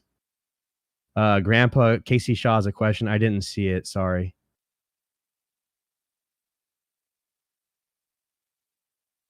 Bought AMC at 9, sold at 58, bought at 967. Am I wrong? I'm typical retail, right? I think that you are. I think that when I say typical retail, though, that doesn't necessarily mean I'm talking about apes, if that makes sense. So I think that people that are not in our atmosphere, or in our little world that's on Twitter and YouTube and everybody here that's like real diamond-headed apes, I think that is different than quote unquote retail. I really do. Casey Shaw, I see the question. I'll make sure to relay that to Bigham's, but do you think that there's a way we can focus on specific banking institution instead of all of them? One bad fish in a barrel to ruin them all. I mean, I think that's, in my opinion, that's how we do it with these smaller funds, right? I think more than retail hurting them, I think the fact that if some of these banks just fucking topple over on their head, the smaller banks, again, they're getting loans from somewhere. There's some bank that is loaning them cash, right? And I think if they don't get paid on that money, that definitely hurts them. Important strategic question. How can they theoretically weasel their way out of phase 6 regulation? Okay, so how do I put this? Because I actually do have a genuine answer. People that are aggressive in their approach to addressing phase 6 and preparing will probably be able to look at this more as a benefit than a negative thing. Again, so addressing bad actors. So people that can figure out their margin requirements on a day-to-day basis, maybe that build something custom to manage their margin, right? Something like that. The people that the banks or the institutions that address that issue build an advanced software that can calculate that, they can do it fly, like, or be dynamic with it, do it on the fly. That's how somebody could get ahead with this. I think that would be the biggest way. So the goal is going to be to post the smallest amount of margin possible. And that comes into a lot of things like latency on your trades, and this goes even farther. Like, how do you start navigating like trades that close, like in Australia, that their day is ending when a day in the United States is starting? Managing that fucking spaghetti ball of an issue. Those firms that can figure that out will probably come out not on top of this, will be okay. I just got back. Okay, cool. Yeah, I was just answering some questions. Good. Yeah, I mean, that's the thing, man. That's the one thing that sucks. It's like, we've been disappointed for so fucking long over the years, so many different times, that I feel like everybody feels like they can't get excited anymore about anything. And it's like, me and you never get happy about shit, dude. So it's like, this is finally something to be okay with. Maybe you're okay with being excited about. Because like I said, this isn't just the United States regulators. There's so many different people that are involved. There's so many different people that don't like us, that are going to hold us accountable. Like Germany. You think they like us?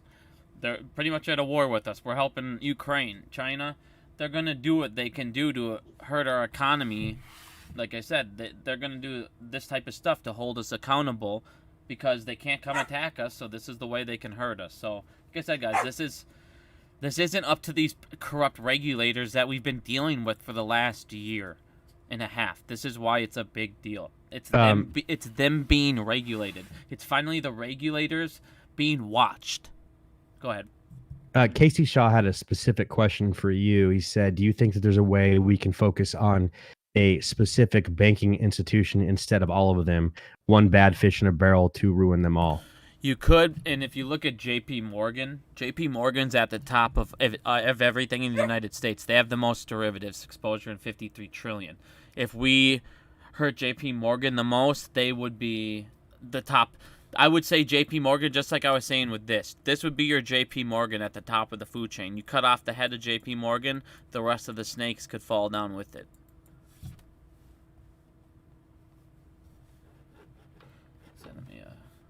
Thing I can't see the.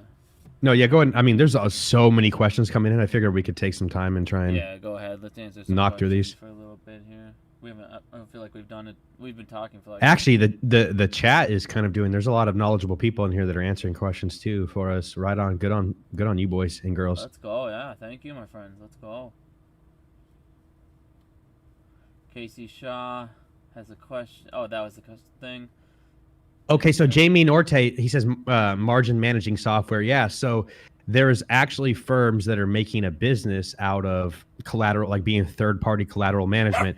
But going back to what Bigums and I talked to earlier, the thing is, so if you are hiring a company, they're going to charge you out the asphalt, number one, to manage your collateral. they're gonna get paid for doing it. But the biggest thing is they will not be able to rehypothecate that, and it's a non-affiliate party. So this counterparty that's going to be that if you hire somebody to manage margin, manage collateral, that is doing that for you, because again, it is such a cumbersome process, you eliminate another issue that's kind of affecting you, right? Because if you leave it up to the banks and the institutions and they're not doing this third party, they're able to rehypothecate, then that money still is able to go out and be put to work, right? And so now you have one party loaning it out to or posting collateral to another party. That party goes and does a transaction with it, maybe takes a loan on that collateral, because that's possible too. So you're getting something triple, quadruple loaned down the fucking line. off of, you know, what was originally $25 million, but now has created $1 billion in exposure. Yeah, exactly. That's what I'm And saying. it's not happening anymore. Exactly. This, like you were saying, this derivative market, they can do so much, like they did in Archegos. They can take 1 billion to 160 just like that. There's a thing I want to show everybody real quick. He asked a very good question. Tampa there, he wanted to know about FTDs and if they're able to do anything with, they're able to do push FTDs or anything through the derivatives market. And in our one of our first videos, me and Randall go over this lawsuit, and it's the overstock lawsuit, and they talk about ISDA agreements and things like that. And they actually show you guys that through the derivatives market, they're able to do what are called sham resets. And it can actually push FTDs and make it so they don't even show up on the rake show. Or it makes it so that they can get off rake shows or show the appearance of covering those FTDs or resetting the date on them to push them down the road. Now, this was one of the things that, like I said, this is going to be stopped as well. They found out that they're able to do that because bona fide market makers have this rule that they're able to do that. Well, this guy wasn't a bona fide market maker, and that's how we got caught, and that's how we're able to get this information. So this is going to affect, like I said, a bigger deal too, because with FTDs, it's going to be harder for them to push them down the road. Because think about it. What's going to be more expensive? Opening up a $50 million ISDA agreement or just paying my FTDs? So, the thing is like this is actually an important thing. I think what we're covering again, I'm going to just highlight this again, dude. This pre-trade optimization, this idea that you can't just go and engage in fucking trades nilly-willy is a big deal. I mean, you're going to have to sit down and think about what that is going to indicate in terms of margin requirements and all of these things. So you can't just go jump into trades and just hope, well, whatever happens, we'll just pull out more collateral, we'll get another loan. That doesn't exist here anymore. And again, I hate to beat a dead horse, but we're not talking about guys with hundreds of trillions of dollars. We're talking about guys that have 8 billion, between 50 and 8 billion. When you compare that to $1 trillion, it makes $8 billion look like it's a fucking quarter. Exactly. Like literally. Exactly. That's why, Al, you're a clown. We're talking about the bottom of the bottom now having to do this, and they, like you showed them, have to do this on daily margin recalculations. So well, yes. He said this is important. He said that they have hundreds of billions of dollars, okay, and they're ready to go. And it's not a big fucking deal. But the thing is, it is a big fucking deal. They have to worry about how they're going to assess this issue. These guys, when you talk about, oh, this might be a one-off thing in some weird third world country, right? That's how he kind of pitched it. That's not the case. This is the majority. This is almost 90% of the firms being introduced to this. Okay. So it's not a bunch of small guys. This is the majority of the guys. Yeah, exactly. That are being introduced, that are being put into scope.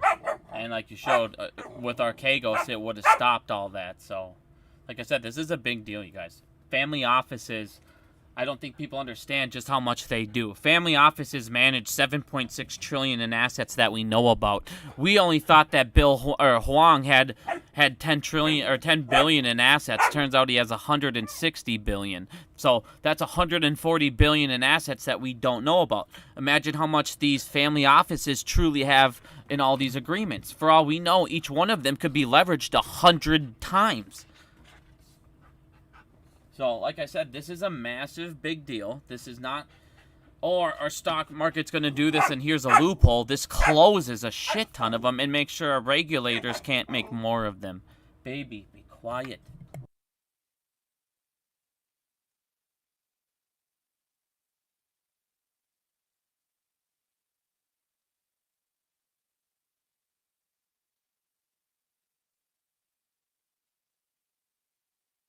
At the end of the day, I think here's what it boils down to. This shit is highly complex, guys. We're learning at a rapid rate. It only works if all of us are learning together. I'm actually, believe it or not, in a way, if people are covering this and looking into it, even if they're wrong, we can work on correcting them in the way that I can be corrected as well. I know Bigums is open to criticism. We'll be the first people to eat crow if we're wrong on something, you know. And so if we're all looking into this, then we get more information. This shit is highly complex. This is insane. Just to tell you guys a little bit of a story, I don't want to get too off topic here, but I was telling Bigums this earlier. My uncle, I didn't even know this, to be honest with you, I'm not that close with him, but I went to a birthday party. It was one of my other uncle's 60th birthday parties. Well, I find out that my uncle is a huge time. He's like the CFO for a big investment firm that looks into, actually you can look it up on your computer. I think type in ROOD investments, just like in Google search. I got it up. I don't see it on the screen. You got like the YouTube. Oh, maybe am I looking at my YouTube? Where the fuck is your screen? No, I'm looking at your chat. You up all, no, yeah. You should see it. I see it. I just see like the Discord and I see the Twitter. I think you're looking at your screen, bro. I'm tripping, dog. All right, let me see here again. Okay, no. I see it. Root Investments, the first one. Now look at about or bios, maybe bios. I'm kind of doxing myself here. I don't even give a fuck. It's at the top. We see it now. Okay. What I'm gonna say about this shit is crazy though. So click on bios and then let's see. My uncle's name is Kevin Kelly. Okay. So he's the CFO. He deals in finances and all that stuff. I was talking to him about what the fuck is going on, what we know isn't all that shit. He told me that he was absolutely blown away with the knowledge that I even had, and nothing even close to what we covered tonight.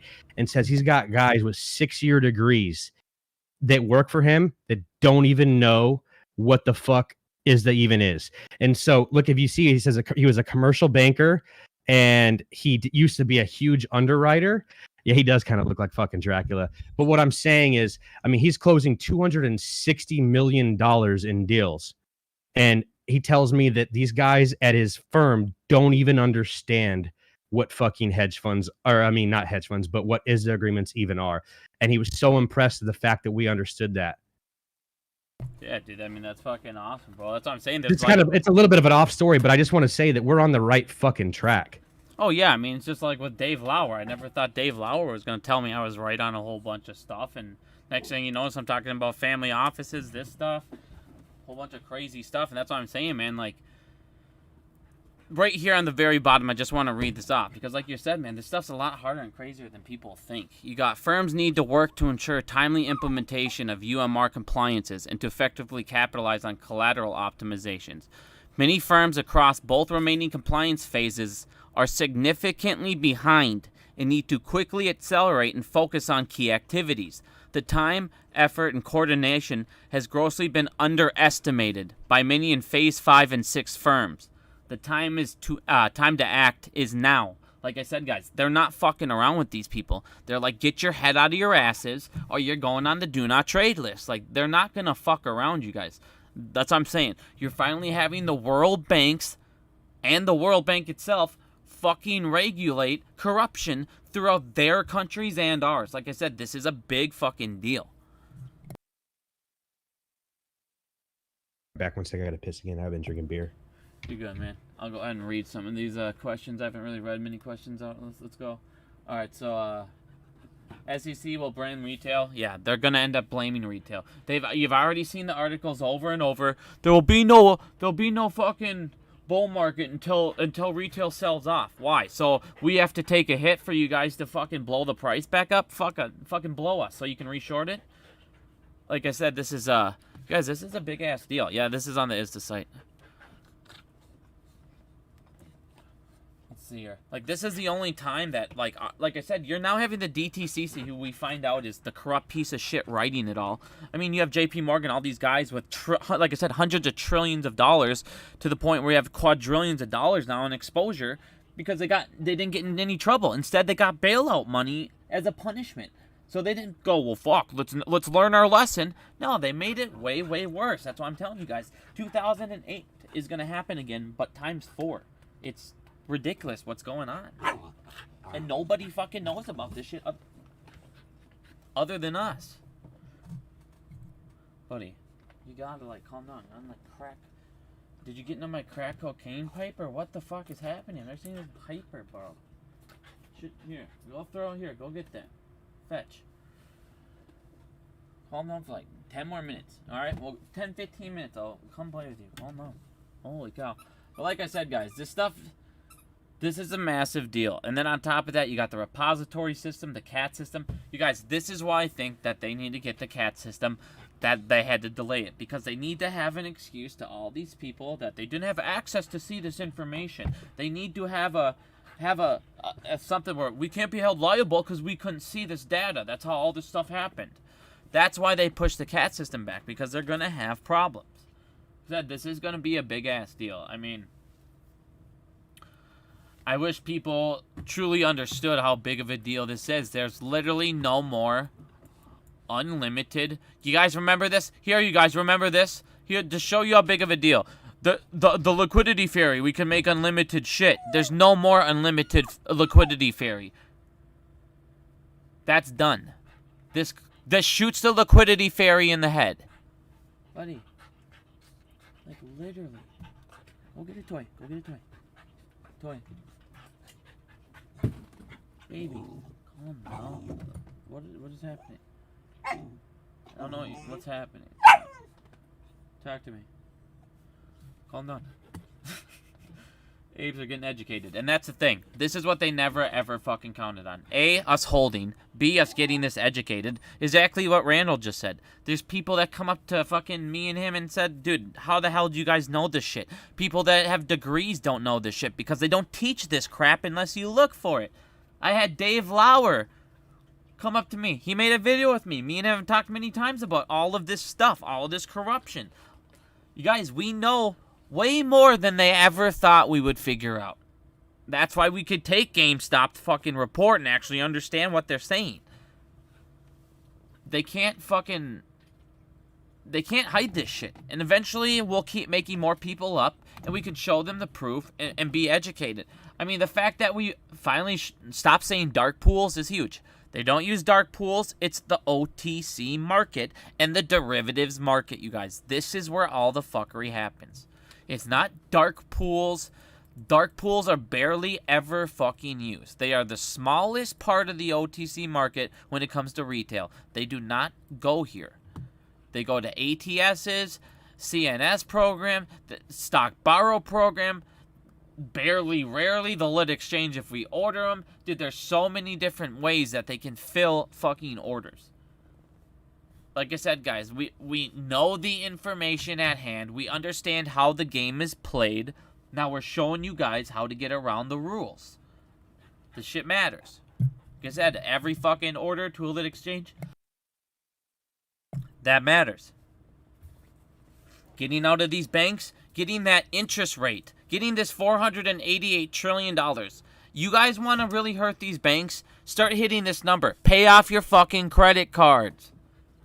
Pay your credit cards off and open up new ones that are not in fucking the banks. Like Chase Bank cards and shit like that. You don't need them. Get other credit cards.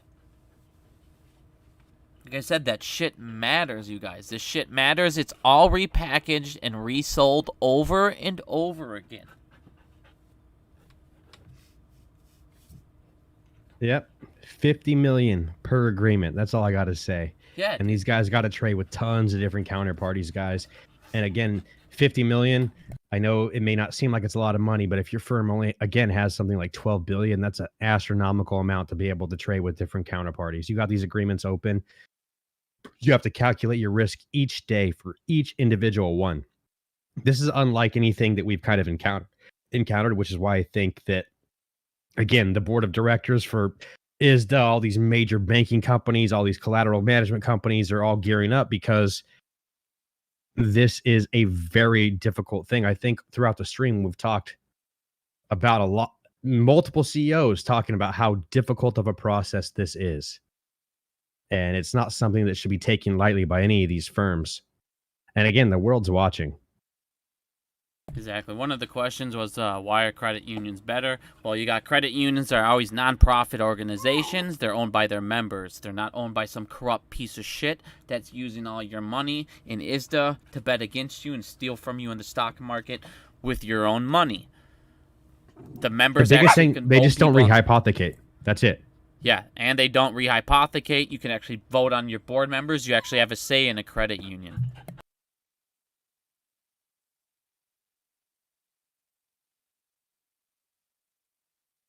I love the idea. I mean, the fact that we're sitting here, what is this? Today's fucking Monday, right? What day is it? Today's Monday. Yeah. Monday. The fact that we have 1,000 people in here learning about phase 6 is all I need to fucking know. Like, let's fucking go. Oh yeah, it's a huge deal. Like I said, guys, the fact we're finally starting to educate ourselves and wanting to learn. Think about this. Why the hell would you not want to learn how somebody's stealing from you? People act like no one cares. Zamba, you can go ahead and buy on a lit exchange. You guys, think about this. They had a lawsuit with Citadel over the IEX exchange and their trade things. We can go ahead and use those. There's a reason why they didn't want them to fucking pass. They don't want. They can do latency arbitrage. There's all sorts of things that protects them from. And like I said, there's huge things going forward. Latency arbitrage a few years ago was called a myth. Now we know it exists and they're admitting it. We're reading these GameStop documents. We're being able to hold the DTCC accountable now. We have facts. We have proof that this shit happened. Like I said, the fact that lawsuits haven't came after that DTCC report, there's your fucking proof right there. The government fucking backed it up. So what more do they need? Like I said, you guys, this is huge things. You have people fucking being held accountable. When it comes to bailouts, I mean, fucking, we even understand the Federal Reserve's role in all of this. You guys now understand that the Federal Reserves are out there fucking cleaning up the bodies and cutting them up. They're giving them reverse repos. They have $3 trillion in fucking mortgage-backed securities. They did the fucking rate that they need to hold. Brought it down from 10% to 0.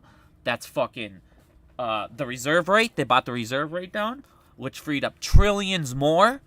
So they've been bailed out trillions and trillions and trillions of dollars by the fucking feds. And then at the same time, they go right back and they buy the fucking treasuries that they're giving out in the repos right back. They're continuously bailing them out without even having to ask us. That's my point. Like, this shit is so crazy. The government and everything, the financial system is all set up to just keep funneling it up to the upper class. That's why you have 100 people in the world have more money than nations, than the rest of the planet.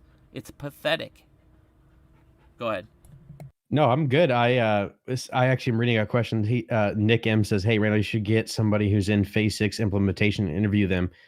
What's funny about that, I did do a little bit of a teaser like a couple weeks ago. I do have a company that is a mineral company that deals in precious metals, etc. That is an ISDA member that agreed to do an interview with me. But they're based out of Australia, and we're dealing with some back and forth stuff at the moment, getting our schedules right. But I do have something coming that somebody that is going to be in scope with Phase 6. Just when the date is, I'm not 100% sure.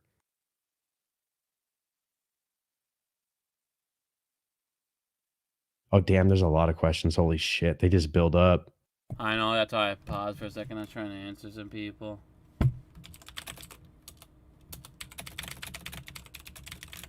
What happens if you have an investment portfolio and it is the bank account? Your bank is going to be susceptible to margin requirements. I guess it depends on what size the bank is. If you're probably like with a major bank like JP Morgan, Chase, Wells Fargo, you'll probably be fine. Although you are contributing to the beast. Or they could hold your money fucking hostage like they're doing in China and these other countries. I don't want to. I want to say that is a possibility. I don't want to say that just yet. I don't want to fucking manifest that shit. But yeah, that is certainly a possibility too. Oh, and I just want to make a quick announcement to everybody. Quick, Randall. Baby, please, for like a half a second. The Bank of Japan announced that it's not going to go ahead with its plans to implement a central bank digital currency. This is a big fucking deal. You guys, I'm telling you, they're showing you in China what the fuck to do, because what's happening in China is what's going to happen here. And the Chinese people said, go take your CBDC and shove it up your ass. And that is exactly what we need to do here in the United States. If they're going to fucking put a CBDC in place in the United States, we need to vote out every fucking politician that day. This is when I say you protest at that point.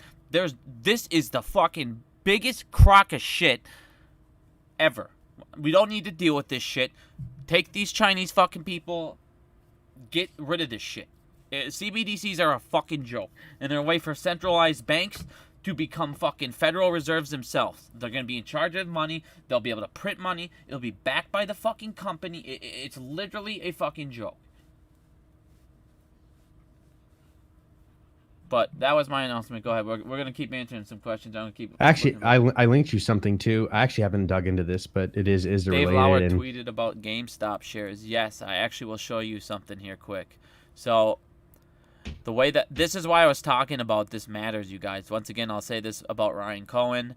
Ryan knew about this shit. He knew they were going to be struggling around the world. And like I was telling you guys, Ryan knows that these regulators are all in fucking bed together. So what he's doing is he knew it would be all fucked up over in Germany and other countries, because what they have is called a custodial bank. And that custodial bank needs to have all the shares back, blah, blah, blah. Well, synthetics and shit like that aren't allowed over there. So the problem is they have shares that were supposed to be synthetics over here in the United States, and people are not getting them. So what they're getting is basically temporary fucking short positions. It's a big deal that Ryan showed this, because it exploits the gray areas and the loopholes in the United States, that they're getting away with all of this bullshit, and now they're not able to cover those shares. Now, there's one thing I want to show you here. This guy, he works in Germany. He's in banking. He talked about how they use, they're not allowed to use real shares, and they use a custodial bank, and how he went down there and they weren't able to use those shares because they didn't have them backed up by the custodial banks. So like I said, this was a way for them to expose the bullshit, because they're held in backed by shares in a custodial bank. Those banks were not able to get those shares, so they couldn't issue synthetics, so they weren't able to get those out to Germany. This is why it's having a huge problem out there. This is why Dave was talking about it today. Like I said, the way you expose this is you expose it through other countries and other regulators saying, you guys, you got to cover this. You're doing too big of bets, and you're doing, you're not meeting your margin requirements, and this is the problem, what's going on in the fucking world. Bro, this was today, okay? August 1st, all right? So China's Future and Derivatives Law, aka FDL, took effect today. They made a historic moment for the country's OTC derivatives market. And I'm not going to read the whole entire article, but it's important. There's one part I was going through that's kind of critical here. It says and this is in the new announcement, which is, again, a breakthrough in China's derivative markets. But here it goes on to say in the same article, there is now just 1 month to go until the September 1st deadline for the final phase of margin requirements for non-clear derivatives. This was always set to be the most challenging phase, sweeping in the largest number of market participants yet. As the threshold for compliance falls to an average aggregate notional amount of non-clear derivatives of just 8 billion, we expect more than 775 counterparties to come into scope next month. As it stands, margin rules in the EU, UK, and several other countries provide exemptions from, as it stands currently right now. I'm going to highlight that. Countries provide exemptions from posting margin for trades with firms in non-netting jurisdictions. Now that China has a clean netting opinion, this exemption is likely to fall away, and non-clear derivative transactions with in-scope Chinese entities may become subject to the requirements. This poses significant operational challenges, as firms will need to negotiate new documentation, establish custodial relationships, and put in place systems and processes for calculating and exchanging margin. This will take time, particularly as hundreds of other entities across the globe are all rushing to meet the September 1st Phase 6 deadline. So once again, Al, you're wrong saying they said it's no big deal on the phone when it says this is the most challenging phase, sweeping in the largest number of participants yet. Sorry, just want to throw that out there. Like I said, dude. Don't listen to he's clones. a little bit, I appreciate anybody that talks about ISDA and that's bringing encouragement, but I think it's dangerous when you're not giving correct information. Exactly, and that's why I'm making fun of him, because it's continuously taking my work. He did the family office stuff earlier with the swaps and was wrong. It's just like, dude, get a life, bro.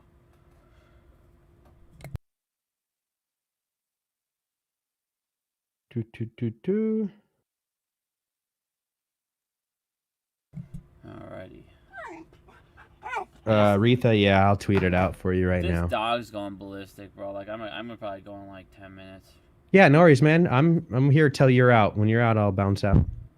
And this is like, we'll end it at 12. We'll do 14 more minutes. So please, if you guys have any questions, please ask now. Like I said, Retha, I posted that for you. We should be jacked up though.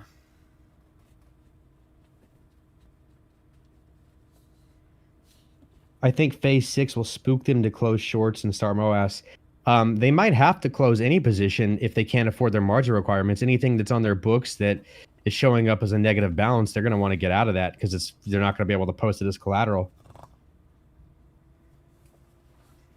Man, I just took his ass out. He wants to run and play. He's been stuck all day, my friend. In third. Al from Boston. Yes. After paper certificate. Do paper certificates take them out of the free? I don't even know if paper certificates even exist anymore, bro, to be honest. Yeah, I don't think so. You might as well just DRS at that point. Yeah, I don't even think that's a thing. Maybe it is, and I just don't know. Somebody asked who insures credit unions. That's you. I think it's been answered like a bunch tonight, actually, it's too. Fucking, I can't remember the goddamn...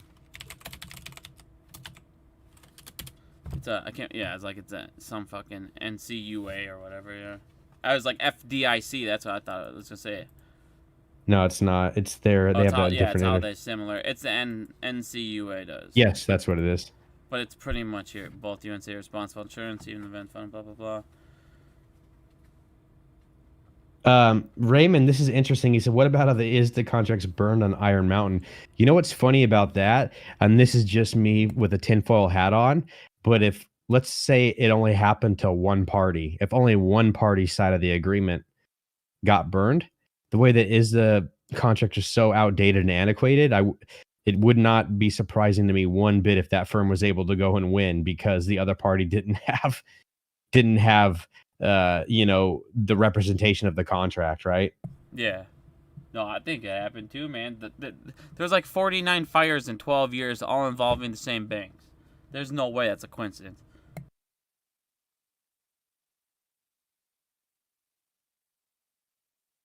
VA Beaches, what is Phase 6? I think you missed the majority of the video. There is so much information on Bigum's channel and mine, and probably a lot more now, too, to be honest. Let's see your Skull, you're going from Rochester. Let's go. Dude, I'm close to you, man.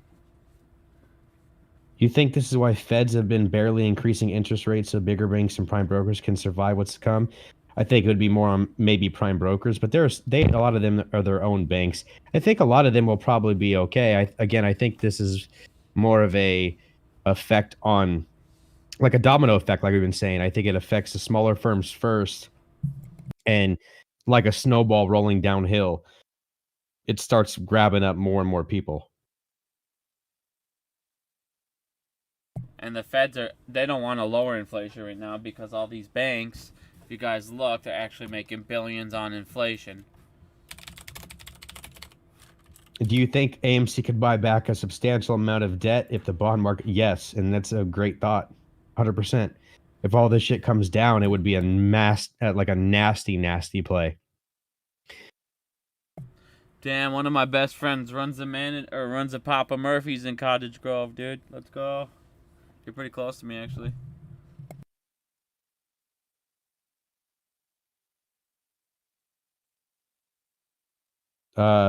Steven, my channel's just my name. It's just Randall Cornett, Cornett, and I appreciate Bigum's having me here. Me and him have worked together for so long on a lot of stuff, man. It doesn't even seem like it's been years, but I guess it has been now. Yeah, it's like, dude, easily. Yeah. You're one of the first people I worked with, thanks to Jackson Hunter, man.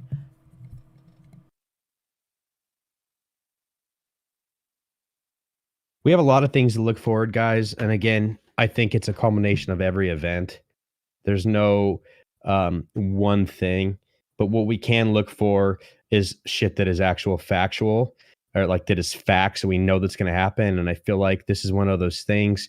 They don't have a lot of leeway when it comes to a lot of this stuff because again, it's kind of prescribed from the world, and it's been pushed back once, and that was again, I think, kind of like the straw that's going to break the camel's back. They're not going to push this back again.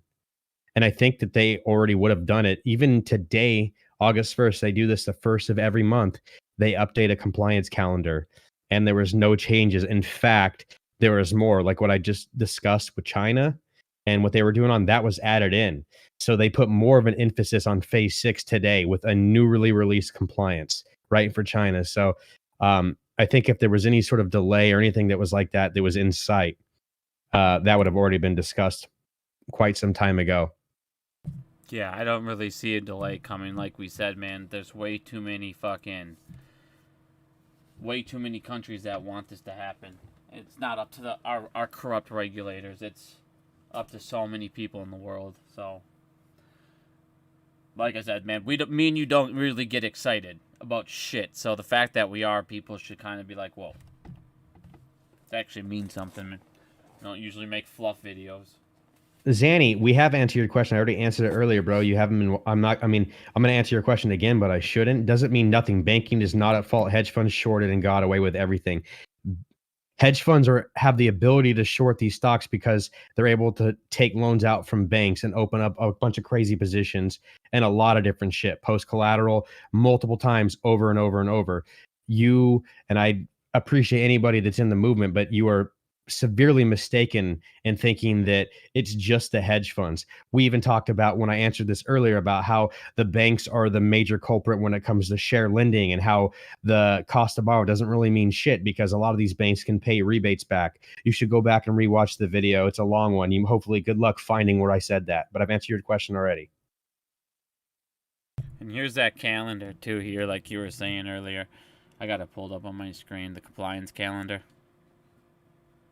Like he said, you guys, they update this. You guys can see it's all, but they still have yet to update any of this. They actually added more in the red here in September. This obviously already went. Like I said, this stuff, they want this shit to go through.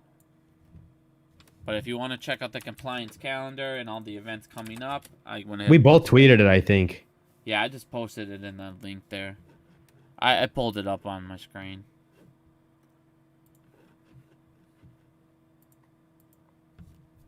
But, I mean, I don't have anything else to go over. If you do, I mean, you got anything else to go over on the closing stuff? No, I mean, I had fun.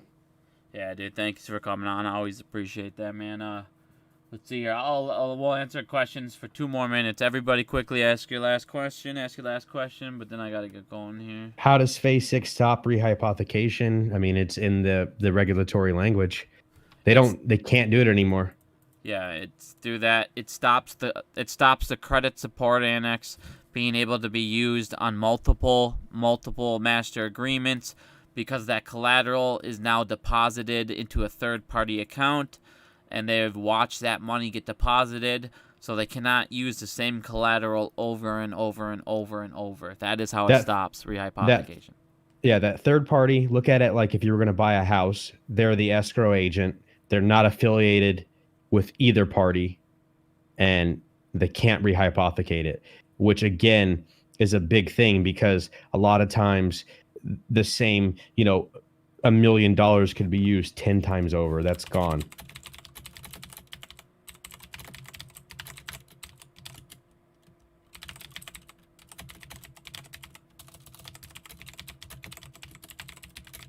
Last question, win Lambo, baby. So hopefully soon.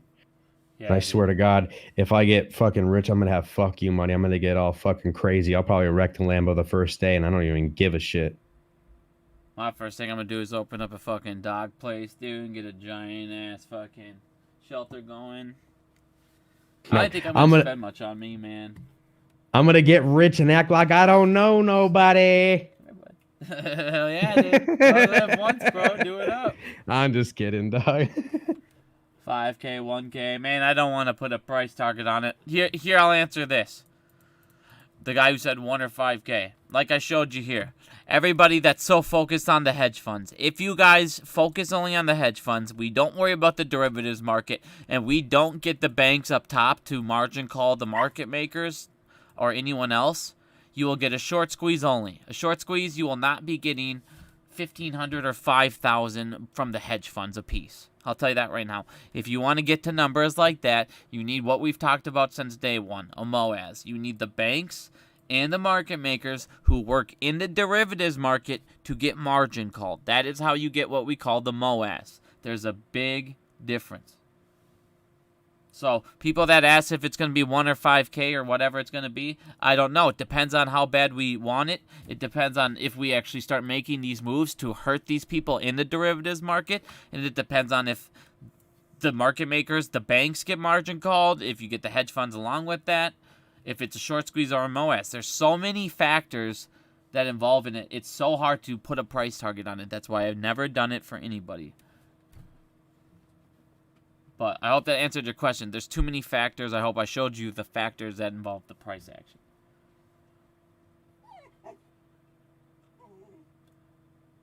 Baby boy, you're okay. It's okay. We're going to go out in a minute. We just were outside. What do you need? What do you need, buddy? What can I do for you? Hi, Pam. Good to see you again. Oh, Pam's in here. Hi, Pam. Love you. Thank you for coming all the time. Appreciate it. I think she's in every one of my streams. Every one of them. She's an OG. Oh, yeah. I think Pam's the first person I think ever that gave me a super chat since I made the channel. Is pretty. I love Pam. She's epic.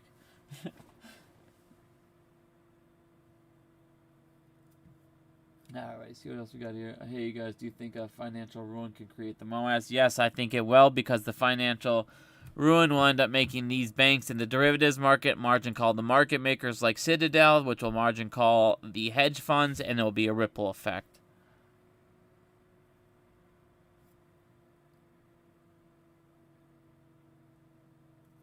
Vacation, fuck yeah. Dude, that'll be the only thing I do for myself. Me and the wife will go on a vacation wherever she wants, dude. That'll be the only thing I do on myself. Other than that, fuck, man. We can make this world touch. Think of how much better of a place the world would be if those trillions were just spread out and everyone was fucking taken care of, bro. Everybody could go after their dreams, after their businesses. You know what I'm saying? Like, what the fuck, dude? Shit's so fucked up. We just have 5 monopolies that run the world, pretty much.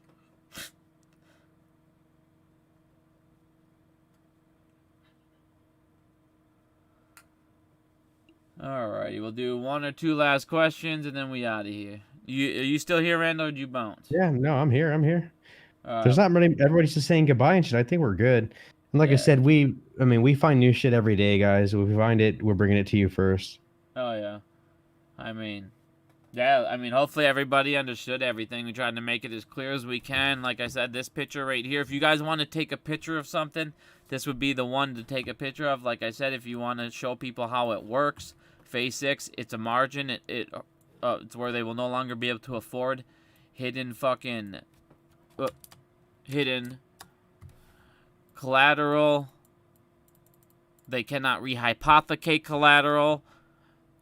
So this is done. This affects family offices, small banks that are managing between 50 to 8 billion. Al, you're an idiot. Nothing to do with hundreds of billions or trillions. These are not the guys that are prepared because you're a fucking clown. You didn't call anyone because you're a dumbass. We've showed you guys that this is actually a massive deal. Everything about it says this is a complicated process. It's not an easy thing. Like I said, when you guys see grifters like Al, just block the fuck out of them. Let's evolve as a fucking movement, dude. Let's get these trashes out of here. If your YouTubers are lying to you constantly, you guys, It's okay to unfollow somebody or unsubscribe. You don't have to fucking be loyal to them because you started with them in the movement. Yeah, and they also made thousands and thousands and thousands off you. You've paid them back in full. Trust me. They've grifted you and lied to you long enough. Like I said, stop following the stupid fucking people because they sell hopium. Hopium is not going to get you to the finish line. Knowledge well. Hopium is not going to give you that fucking, oh man, you know, that fucking confidence that your play's there, so you need to watch these videos. That's why me and Randall, we show you guys this shit.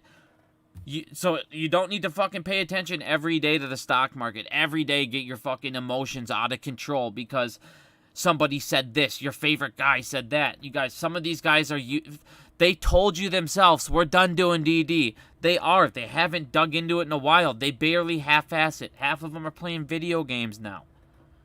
It's okay to not worry about watching them be your fucking source of information. It's just like CNN or Fox. Don't get so dedicated to somebody. Don't just watch me. Watch other people. Verify our shit's correct. Right after we talk about this, go on some of these sites and make sure we're right. Like I said, guys, that will give you the confidence to where you can go educate other people, recruit other people, and make it so where you don't have to watch this other play. You don't have that fucking emotion, that anger come into your everyday life, your relationships, stuff like that. This is, like I said, it's like climbing Mount Everest. I'm telling you guys. It's 44,053 steps. If you count every fucking step, it's going to take forever. And every time the price goes down 5 cents, that's like you walking back 5 steps. You're going to count it forever, and it's going to drive you nuts. You have to go do other things than watch the stock market all day or watch the same idiots do TA and be wrong and then tell you, well, you're supposed to do your own DD, don't blame me. Well, like I said, the second that you take money from them, you're their DD. That's financial advice. So don't tell them to go do their own DD. Feel bad when you lose people fucking money. They're paying you so they don't have to do the DD. You're technically their financial advisor, whether you want to say this isn't financial advice or not. Like I said, guys, we need to take responsibility as fucking people in the movement as well that people look up to. You have a responsibility to them. Stop grifting, for fuck's sake. Matt Coors, take your fucking fanny packs down, loser. Good God, people. You said, why are you guys so worried about making money right now if you believe in the MOAS? Let's just show everybody how to get there faster.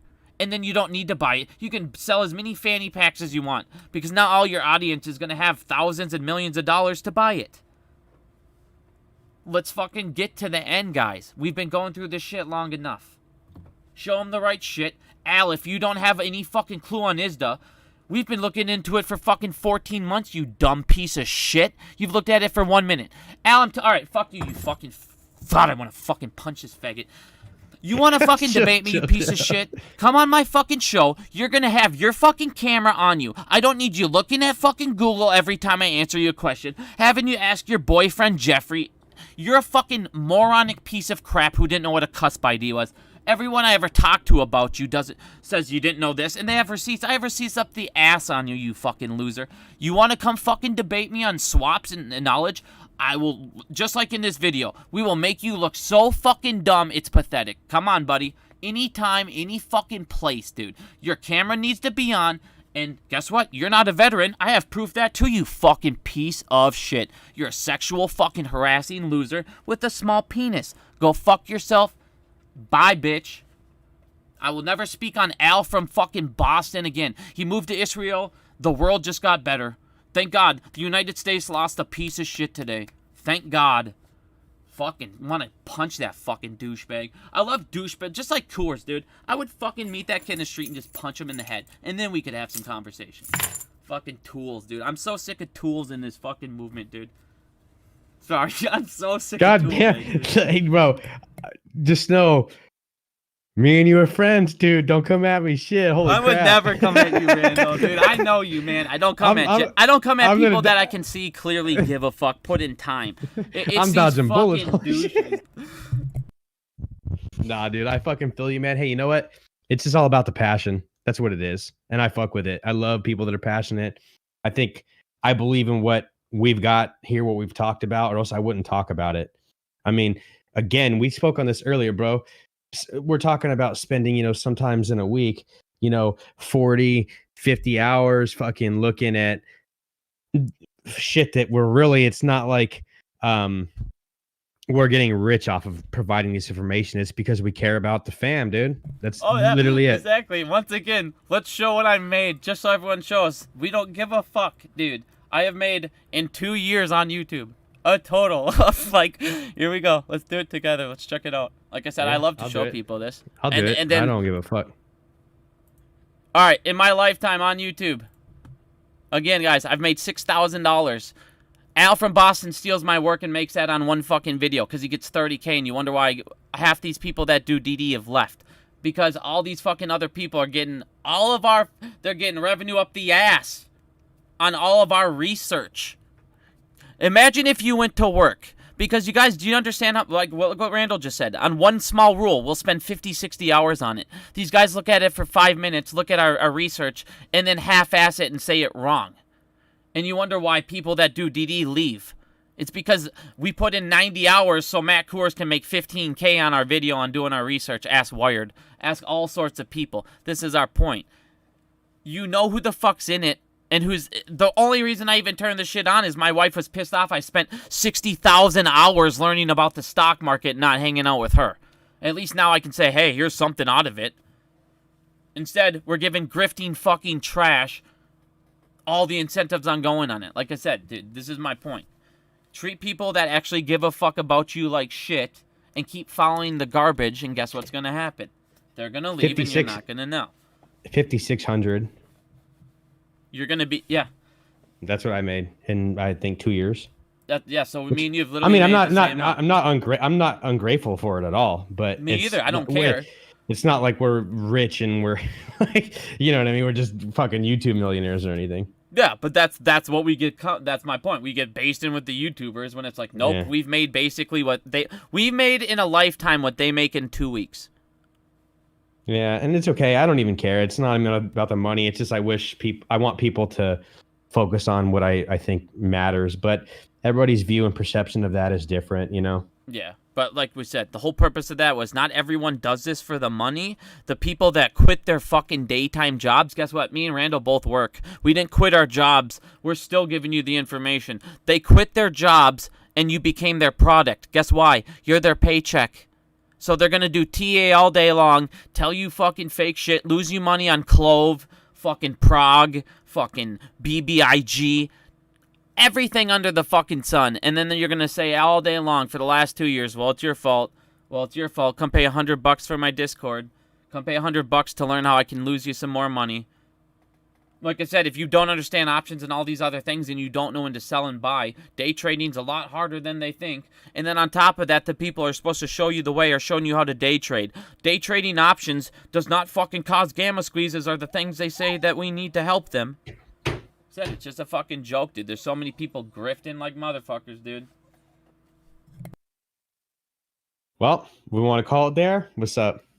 Yes, sir. Let's call it there, my friend. This dog is already biting me. He's going crazy. All right, Ape and Apettes, it was good. Thank you guys for having me. Bigums, thank you for having me. You already know I always am honored to be on your channel, so I appreciate it. Yeah, well, yeah, dude. Anytime, bro. I mean, anytime. I would have kept going, but this dog. No, I feel you. We can do it again. It's not that difficult for me to do, and I know that when you got the free time, you want to do it too. So just let me know. Sounds good. We'll rock it back again. Every Monday, Tuesday, I'm off. So anytime you want, anytime Let's you run want it. to come on, dude. All right, I love you guys all. You guys all have a great night. Peace. You too, man. Later, buddy.